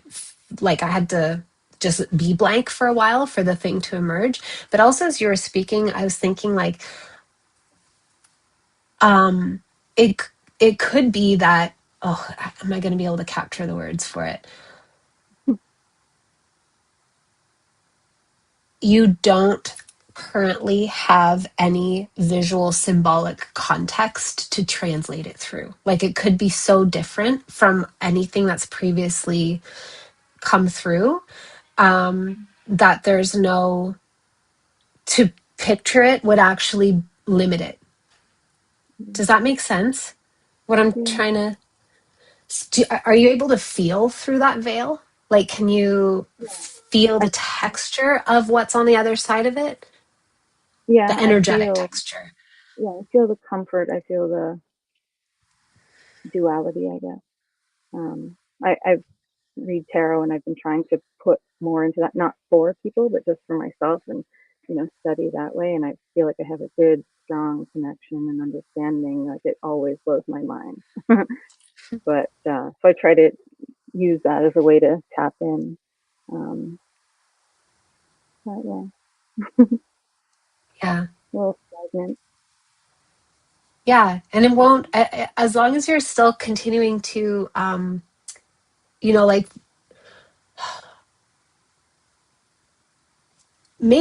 make space for it amidst acknowledging the busyness of life, truly. But even this is why I'm like a big believer in contemplation, because we don't always have time for a meditative practice. Some people do and some people don't. But contemplation, like just where you like create space in your brain somewhere during the day at time for this to be, for you to be in relationship with this, like what your soul is calling you to. I feel like I can't remember the word you just used, but like any part of the connection that feels kind of like murky, or I think maybe you said stagnant, like it has to move. It has to move as long as you don't stay still and identify with the blank space. Do you know what I mean? Yeah, yeah. I'm trying to just be fluid, feel it when I Yeah. feel it, let it go when I don't, just sort of be open. That's I feel like it's there all the time now. Where before, you'd have to sort of sit and take a moment to be there. But I do feel it all the time. And yeah, like I said, it's really freeing because I just feel like compassion to everything and everyone. Stress is, it doesn't get to me because there's just a bigger picture of knowing, it's comforting. But yeah. Yeah, it sounds like you're on track. And I think that it's probably, especially because you can like visualize the orange and, smell it and all the things, it's gonna bloom through your vision as yeah, it's like it almost has to be like born through the veil. It's like a baby being born. Like it'll, Yeah. when a baby's Yeah. crowning, like you just don't see the head until you see the head. And then all of a Yeah. sudden, It's whoop, out and of it's my born. brain. And Like, here it out of is. my brain. Yeah, totally. That's great. Thank you. Thanks, Lindsay. Thank you. Um, Audrey, you said, yes, this is a strange one because I was an esthetician and I'm a realtor and I was building houses with my husband. And now we are in the crazy world of crypto trading. But I think I get in my own way. Like I can read the charts and have the intuition of when I know when to get in to make a trade, etc. But I don't because I fear losing money and then in turn block myself from being able to make any. Oh, yeah, I remember doing the year ahead reading for you, Audrey. I Well, I mean, right there, you just said it, like, so it's like confronting the fear of losing money. Let yourself lose money and let it not be a big deal, which sounds insane. And I'm also not preaching like, like to reckless financial behavior, but like neutralize that charge because it's blocking you in moving forward. It's holding you back. Like that's a little nervous system thing where it's like, that's the boundary, the barrier of what you can get beyond. So then it's sort of just like whatever you can do to neutralize that. And usually it's through facing that fear and just letting the thing happen, the thing that you would like to not happen, the thing that you are trying to avoid have happen. Just let it happen and learn to yourself and learn to your nervous system, show your nervous system that actually it's like, it's okay if it does. It doesn't mean anything about your soul purpose or your life or your survival. The false matrix really keeps us trapped in survival fears around money really intensely. And that's one of the most powerful glass ceilings it has over our consciousness.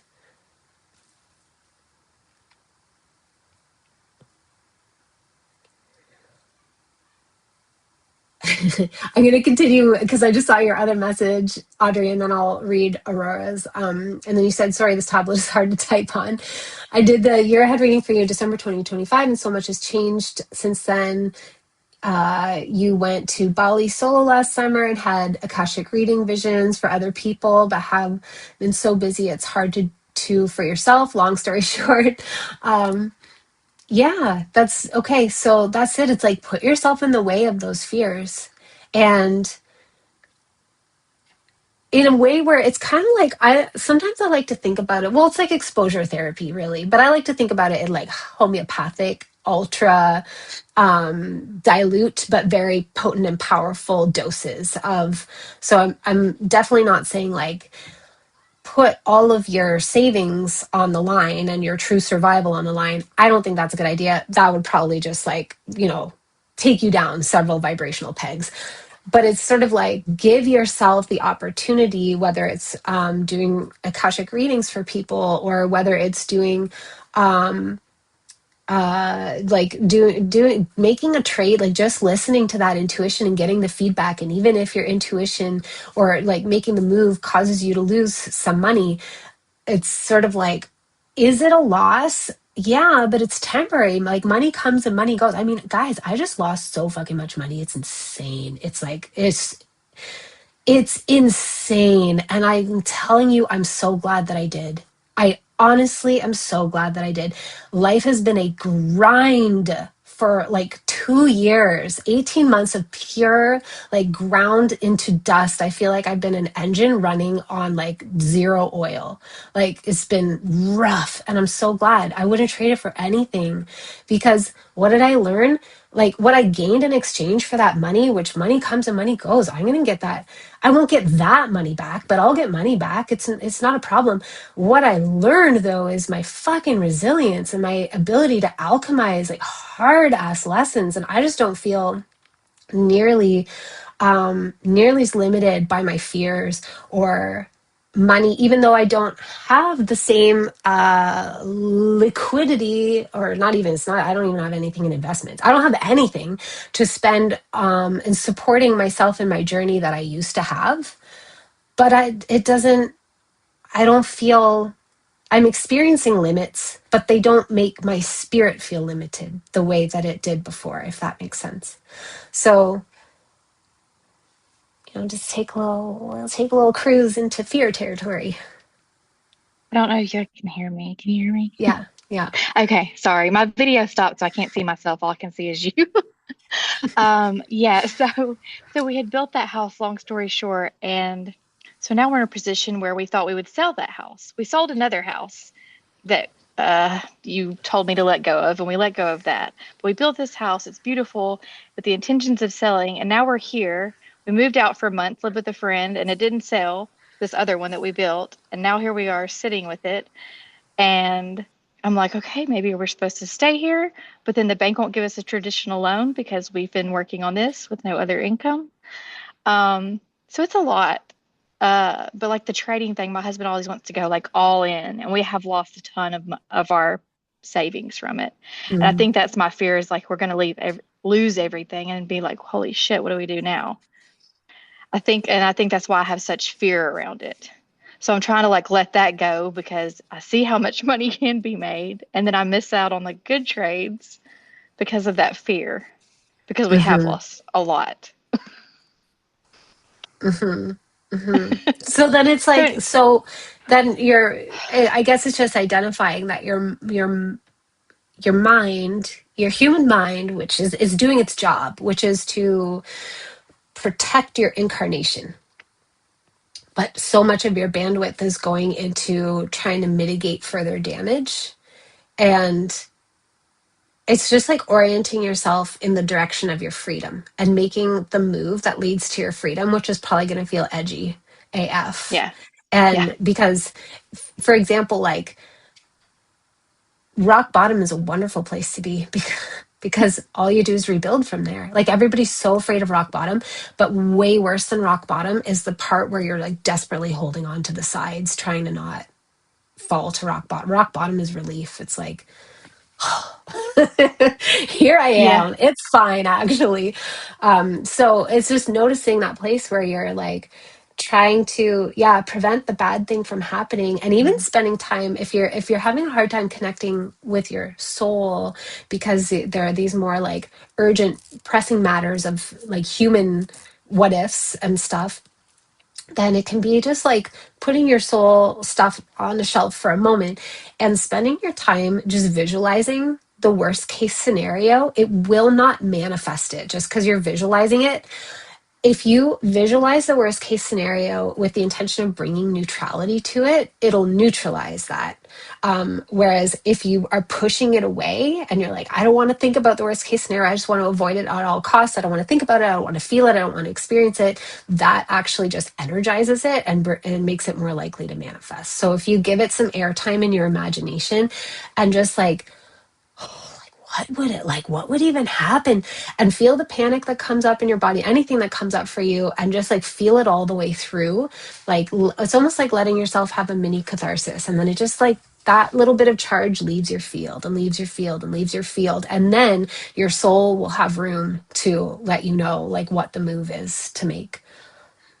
That makes sense. We've been in the middle of it, and it's like I'm stuck in a timeline. I'm like, I mean, we went from living in a camper, doing solar showers, building this house, like to this beautiful house now that's on the market and it's not selling. And I'm like, what the hell? This is not the plan.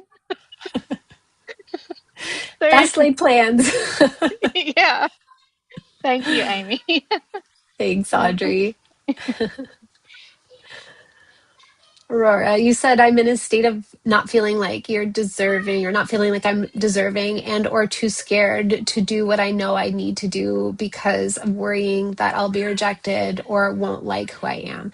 Yeah, totally. I think that's a really big one for a lot of us, is just like, the fear of rejection, the fear of judgment, the fear of not being able to deliver on the thing, the fear of not having what it takes, like all those fears sort of can blend together. And recognizing it is like the most important step, because then you know what needs to be softened. And for that kind of thing, like the fear of being rejected, I mean, that's what I'm facing with the soul purpose incubator. Just like that, it is that, like, I don't know why I have this fear now of all times, like in my 7th year of business, why I'm so afraid that nobody's going to join or just something, whatever. It's like just that kind of thing. But like, it's again, like our courage is always rewarded. So let's say it's a spectacular fail for me or a flop, just in the sense that let's just say nobody signs up.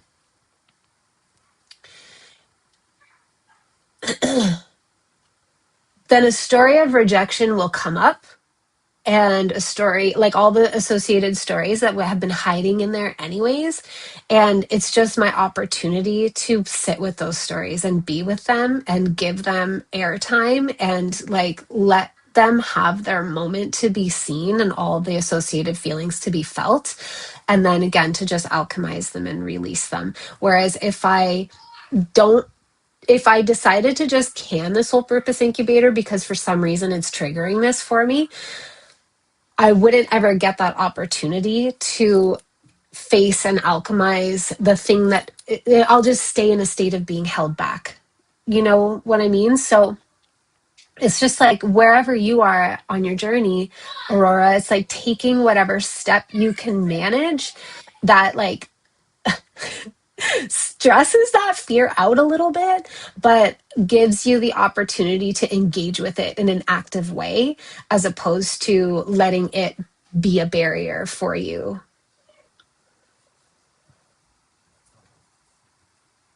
Ash, you said, I'm curious about how you have worked with taking action that causes instability and really affects the people around you that you love, even when you know it will ultimately be the highest timeline for all, but you may be ready to take an action that others may not be ready for. How have you worked with this in terms of your timing and feeling called when others may not be ready or are getting different guidance? And then 2, I didn't get clarity with an archetype, and usually those kind of connections are very helpful to reorganize and clarify the energy in the new version. So I'd love to have an archetype to work with. I related to so many of them and one didn't step forward. Well, great news, Ash. We're going to be talking about archetypes and creation codes up next. So I am sure we will get clarity for you there. Gosh. Well, let's see.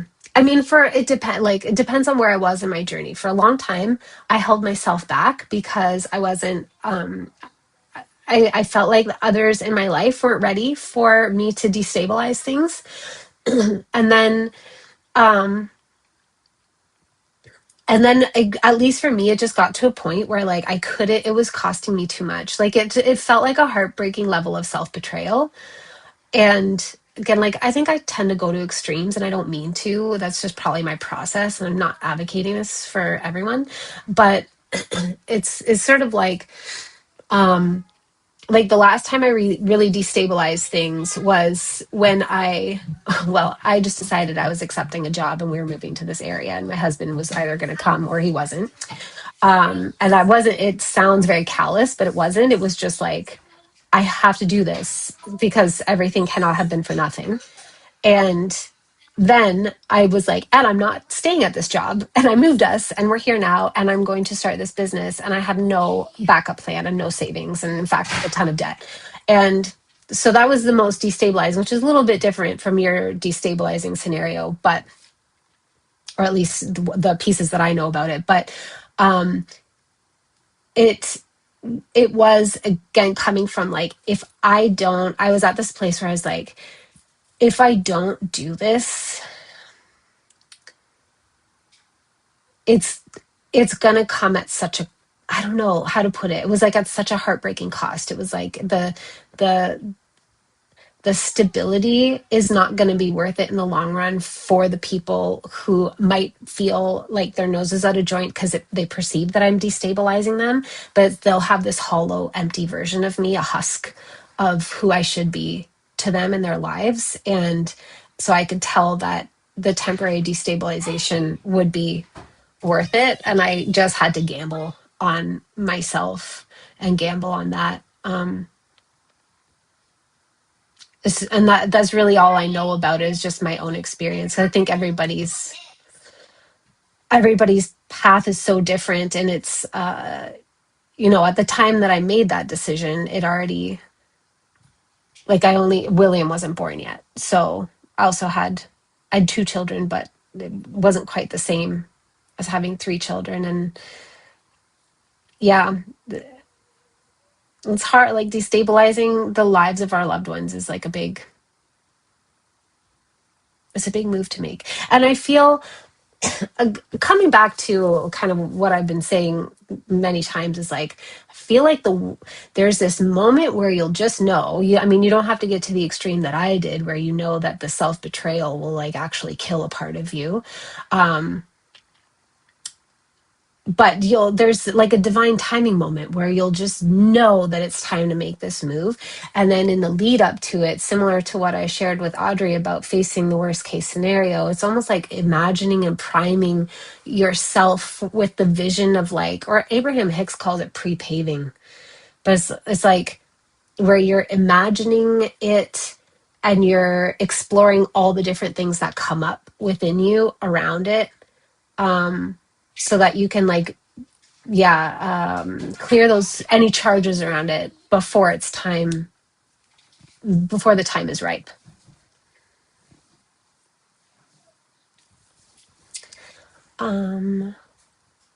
JJ, you said, I was wondering if with the Akashic Records, we can find out about our soul contracts and how we can cut the threads to the contract. Well, JJ, I believe that soul contracts are actually soul agreements, and that they are always open for renegotiation, and that we are never beholden to any contract that feels, because it's like, it's a little bit of a mixed bag, so like you enter into a soul agreement with somebody, and do they remember how to play that role for the purposes of whatever that soul agreement is about in this life? No, not always. And so sometimes you can feel like you're doing what you're supposed to in the soul agreement, and it's not being, the other end is not being upheld. And I believe that we are able to dissolve those and be brought together with somebody else who will fulfill the other half of that soul agreement, for us. So yes, in the Akashic Records, we can definitely find out information about that. Go ahead, JJ. So could it be like a group of people, or is it just usually with one person? Or, the thing is, like I said, I feel like I've lived up to my end of the bargain, but I definitely feel like I'm being abused. And, I just want to cut the thread. I want to move on now. And would that be something, even if we could locate in the Akashic Records, how can I like cut the thread? Is that something that could be done through the Akashic, or do I need a psychic, or like, how does that work? Yeah, totally. So exactly, it can certainly be with a group of people, and it doesn't only just have to be with one person. And sometimes the purpose of the soul agreement is to recognize abuse and to leave the abuse, which is like resolving so let's say, like, is repeated pattern over several lifetimes of being in an abusive dynamic, and then not feeling like you had the agency or the freedom, or perhaps not having the agency or the freedom to be able to leave that dynamic. And so the highest fulfillment of that in this life is for them to play the role of being abusive, and you to be like, peace out, like, I'm done, I'm walking away. Cutting cords is a little bit different. So like, a soul agreement or a soul contract, it's not like legally binding on a soul level or a spiritual level. It's just the coming together to play roles in each other's lives towards like the elevation of a story or a pattern or a theme. And cutting cords, however, is a little bit more of a recognition. If like, you know, sometimes you can feel like somebody has something attached into you, like they're siphoning your energy off of you. Like there are a lot of people act as energy vampires, and it doesn't even mean they're necessarily like completely bad or they're aware of it. They just don't know how to get their needs met otherwise. And so they like put an energetic cord into like somebody else's sacral, for example, and they just like extricate their energy. So that's a little bit of a different process. The I would say for if it feels a little bit more like that, like a cord cutting situation, I would say like working with a psychic who like has a sensitivity to shadow work is probably a good way to go, or a good starting place, because even if somebody has a cord in you, it's always attached and reinforced to a wound within yourself that has to be healed in order for that cord to be truly released. Because you can cut it and then it can just grow back if you don't do the necessary healing stuff on your side. If it is truly a soul contract thing, then yeah, the Akashic records can totally show you like what the greater context of this soul contract is, and how, you know, like the highest path to fulfilling it. Is there a chance that like I might not be able to cut it? Like this is the contract is for like this, and they might say, "Hey, look," or you know, kind of like I have to continue down this path with it, or you know what I mean, to like learn my lesson in this life or something. Like, no, you can't cut it. Would they be able to determine that? Like, hey, this is something that you know you have to grin and bear it, or it's like let's shed it. You know, that's sort of what I'm wondering is like, am I meant to keep being? Because it's not like I don't even think it's somebody that I directly know personally. I mean, I think I know who some of the people are, but it's more just like a life circumstances or situation. So I guess what I'm saying is, you know, is there a chance that even if I work with a psychic, she might say, look, this is something you have to continue on and say we can cut it. Have you seen any successes where that, like, you know, do you like have seen successes from cutting it? Oh yeah, yeah. People have success from cutting it all the time. It's a journey of shadow work, because like I said, it would never just be a thing where you just have to grin and bear it.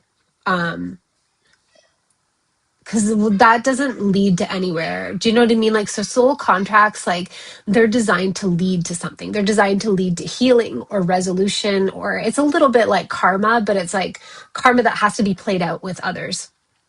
And so it's leading to like an elevation and ultimately freedom. That's what a soul contract is for. So it would never be to just grin and bear it and just sort of suffer. It would be to like create healing and alchemy internally within the terms and conditions of the soul contract, which is like a human way of looking at it. You know, it's not permanently binding like that in on the soul level. But if there's a cord, if it's a little bit more of that kind of thing where there's like energy vampires and they're sort of keeping you stuck and keeping you down, no, the answer is never to grin and bear it. The answer is totally to like figure out where they are, like what guilt or regret or shame or wound or whatever thing they have their hooks in. um and they're key, like that's what it feels like. If you have something siphoning off of you, it feels like it's almost like an energetic hand holding you down in a lower state of vibration and a perception of yourself, and you don't feel free, and you feel like it just doesn't feel good. And that's not how it's supposed to be at all. So if there is uh, a cord in place there, it would be like figuring out what it's connected to and healing that and reclaiming your sovereignty. Okay, thank you. Yeah. Thanks, JJ.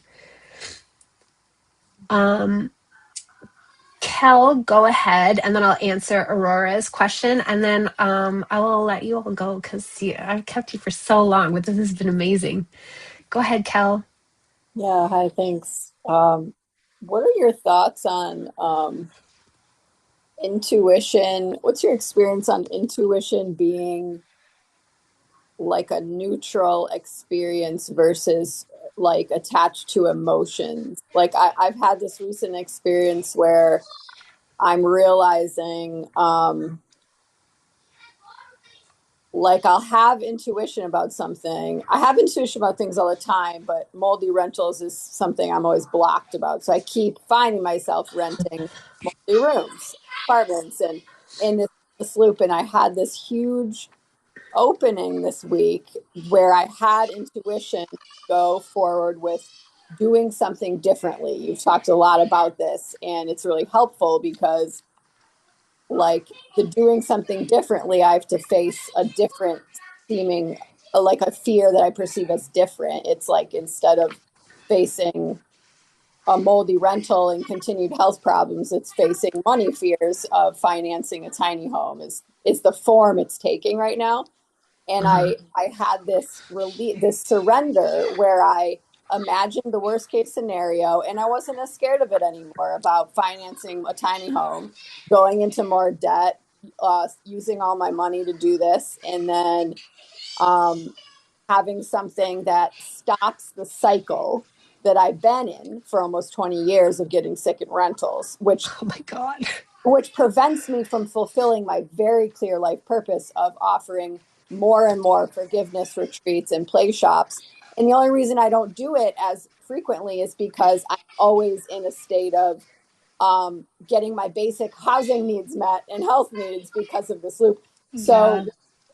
So my question is related to like when I have intuition about this, go through this process of surrendering the fear, and then there's always like grief and guilt underneath it that I can access, and then surrendering and letting go in the meaning of that and forgiving all the meaning. And so I'm just curious what are your thoughts on the intuition being like how to follow that neutrality of intuition when it comes with really big emotions in response to the intuition and discerning that, if that makes sense. Yeah, okay. This is so great. I mean, for the first thing that comes through while you're talking is like just a general Akashic impression. Like this is just like the surface layer that I'm skimming here, but it feels like I feel like you carry the priestess archetype, and I feel like there is some kind of past life thing of being in it feels like, yeah, a damp moldy stone dwelling and dying there, and it Yeah. was so brutal. And yeah, and like there's two. One of them is related to being a priestess in that situation, and one of them, I don't feel like you were a priest. Like you just felt like a regular human, but like it was like super poverty, cold, damp, just like the worst. Yeah. So okay, so that there's Yeah. that. It was just totally what there all this is coming from. It just wants to be healed, but it's so wild because I'm like I've always lived in rentals. I've never owned a home, and I don't think I've ever lived in a moldy one. So it's like our I That's don't mind know. blowing to me. It's right because totally like 20 years of this is unbelievable. I just feel for you so much. The damage to your health. Holy moly. So I feel like the hallmark of intuition is actually that it's fairly neutral. That's a hallmark quality of intuition. And but then like you said, an emotional response can come afterwards. So it's sort of like, and I don't know if I'm properly answering your question because I got really distracted by the Akashic layer that I was perceiving, but it's sort of like making a little space between the two. Like, oh, it's almost like, sometimes you can get like the intuition, then the emotion comes in so fast right after that's almost hard to distinguish. So it's like just cleaving them and gently moving them apart so that you can relate to them separately, and you can like hold the intuition on its own, and then work with any emotional response that's coming up around it. Because it sounds like you really trust your intuition. It's just that there are like emotional things that come up and sort of like, I don't know, maybe cloud the issue isn't the right way of putting it, but just like they come in and they're loud and like hot on the tail of the clear intuition. Yeah. And then tries to match it with really specific things like, oh, Cal, the only way to stop this chapter of your book is to finance this tiny home on wheels on this person's property, and like gets really specific. And then it's limiting because there's actually infinite ways. Right. So the emotion is specific? Well, the emotion that drives it, the conscious emotion is always fear that drives it. But I do a lot of deeper work with guilt because I think that that's what we all need to let go of to forgive and be happy and at peace. So it's a little sticky because the fear is always like the loudest, the first layer. Yeah. I feel like there's probably a little bit of bargaining that's happening from the conscious mind, like the part of us, the ego mind that is like, my job is keep you alive, and like everything else is gravy. Do you know what I mean? It's not concerned with, it's just like, oh, we're staying alive. And it sounds like, or the way it feels to me as you were explaining that, is like there's a little bit of bargaining, like the only way that this can happen is, so you get a clarity that like, oh, financing a tiny home is a way out, and all you need is just that intuition, that little opening. It doesn't have to even be that, right? It's just like your intuition is trying to Yeah. make an opening for you, and then the bargaining comes in of like, this is the only way. And I think it's an echo of the desperation from Mm. those other lives. So I bet, do you work in the Akashic records? Well, I wouldn't define them that as Akashic records, but I've had a lot of past life memories of dying from food poisoning and mold. And that's my trauma that I'm healing in this lifetime. And that's it. So it repeats with mold right now. Yeah. But the Yeah. priest is really helpful because that's linked to why I can't why I don't have the time and space to do these bigger offerings right now, because I don't even have my own space to like do this in my free time, that I'm not seeing clients one on one. There's such limiting stuff with one on one work, as you know. Yeah. Um, as a therapist, it's like I can't reach the amount of people I know I'm supposed to reach. Yeah. I feel like deep Akashic clearing is probably what's going to be the most helpful to like actually move the energy, because it sort of feels like really. So to me, when I say Akashic clearing, I just mean like being able to go into that space where you can see it and be like in the clearest vision of it. So you can feel the emotions but not get pulled into the emotions. It's an interesting space, but it feels like, ooh, that priestess that was stuck and was losing her mind, um she wants to be seen. Like she just needs to be witnessed in what she went through and like how intense that was. And then the other parts of you, the ones that died of food poisoning, the one that I saw is dying in some, kind of feels like it was in Ireland, in a like really like Yeah. just, Yeah. yeah, like dirt poor, Yeah. um so damp and so cold, like just witnessing those parts of yourself so that they can, it's like you're crossing little ghosts over. Do you know what I mean? Like little, like there's a part of your soul that's still place holding there because it never got crossed over. Like those parts weren't given, like, not necessarily like Catholic last rites, but like the what last rites represent, which is like, I'm helping you to make that crossing in like completeness, you know? So it's like you're going and just crossing over those parts of you, and part of that process is to like see what they endured, so that Mm. that whole thing can be transmuted and alchemized. And I feel like that's going to help you because you obviously have the tools to work with your nervous system and work with your psyche around this fear. I think it's those past life parts that are place holding it. And so even as you do your own nervous system work in this life, they're kind of like, nope, we're bringing the fear right back in. Yeah. Yeah. Yeah, but I'm just like, oh, just holding this frequency for you. This chapter is over.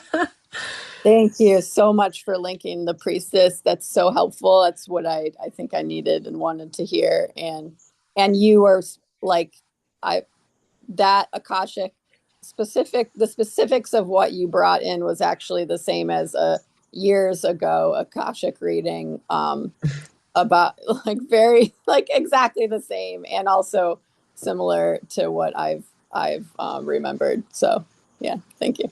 Yay, I'm so glad that it all resonated. Thanks, Kel.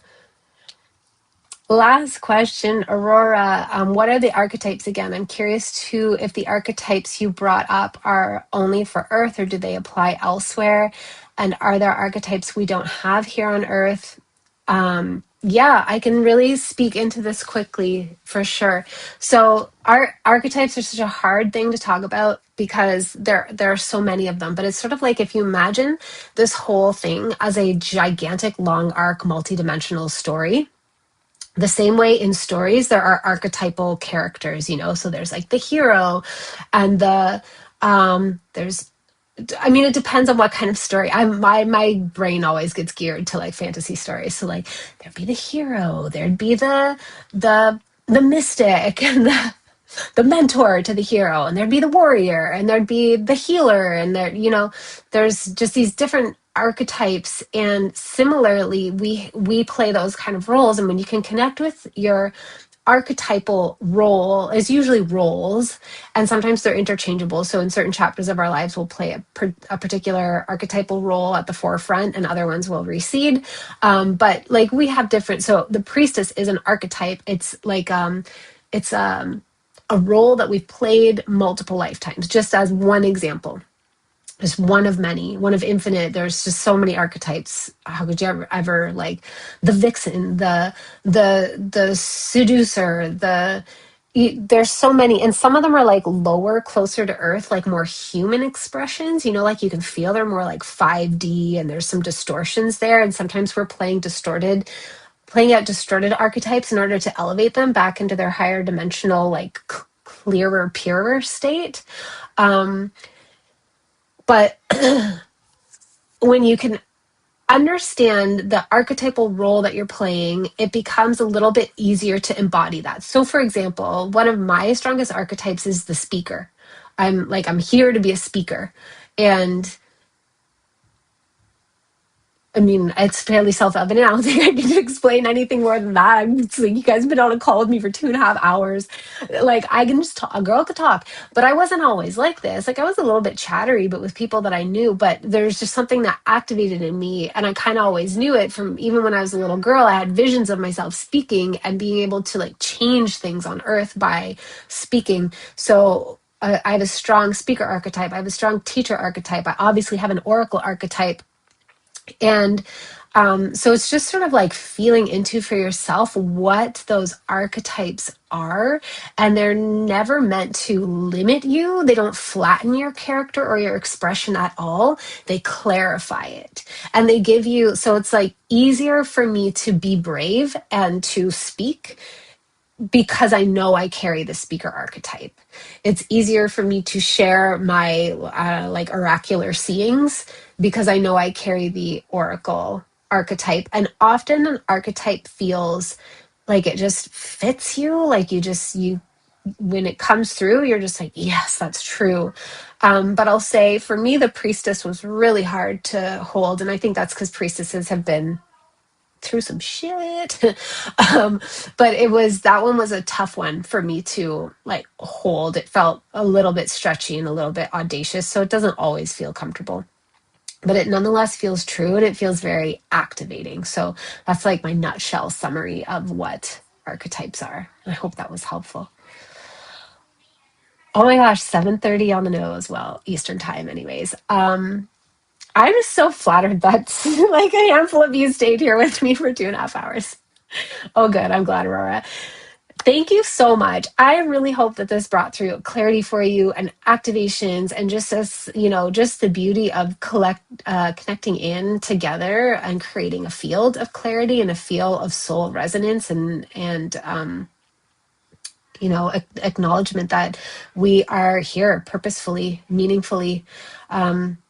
I love you. I will send this out as a replay as soon as possible. I hope I get to see some of you in the Soul Purpose Incubator, but regardless, thank you for being in my orbit. I love you guys so much.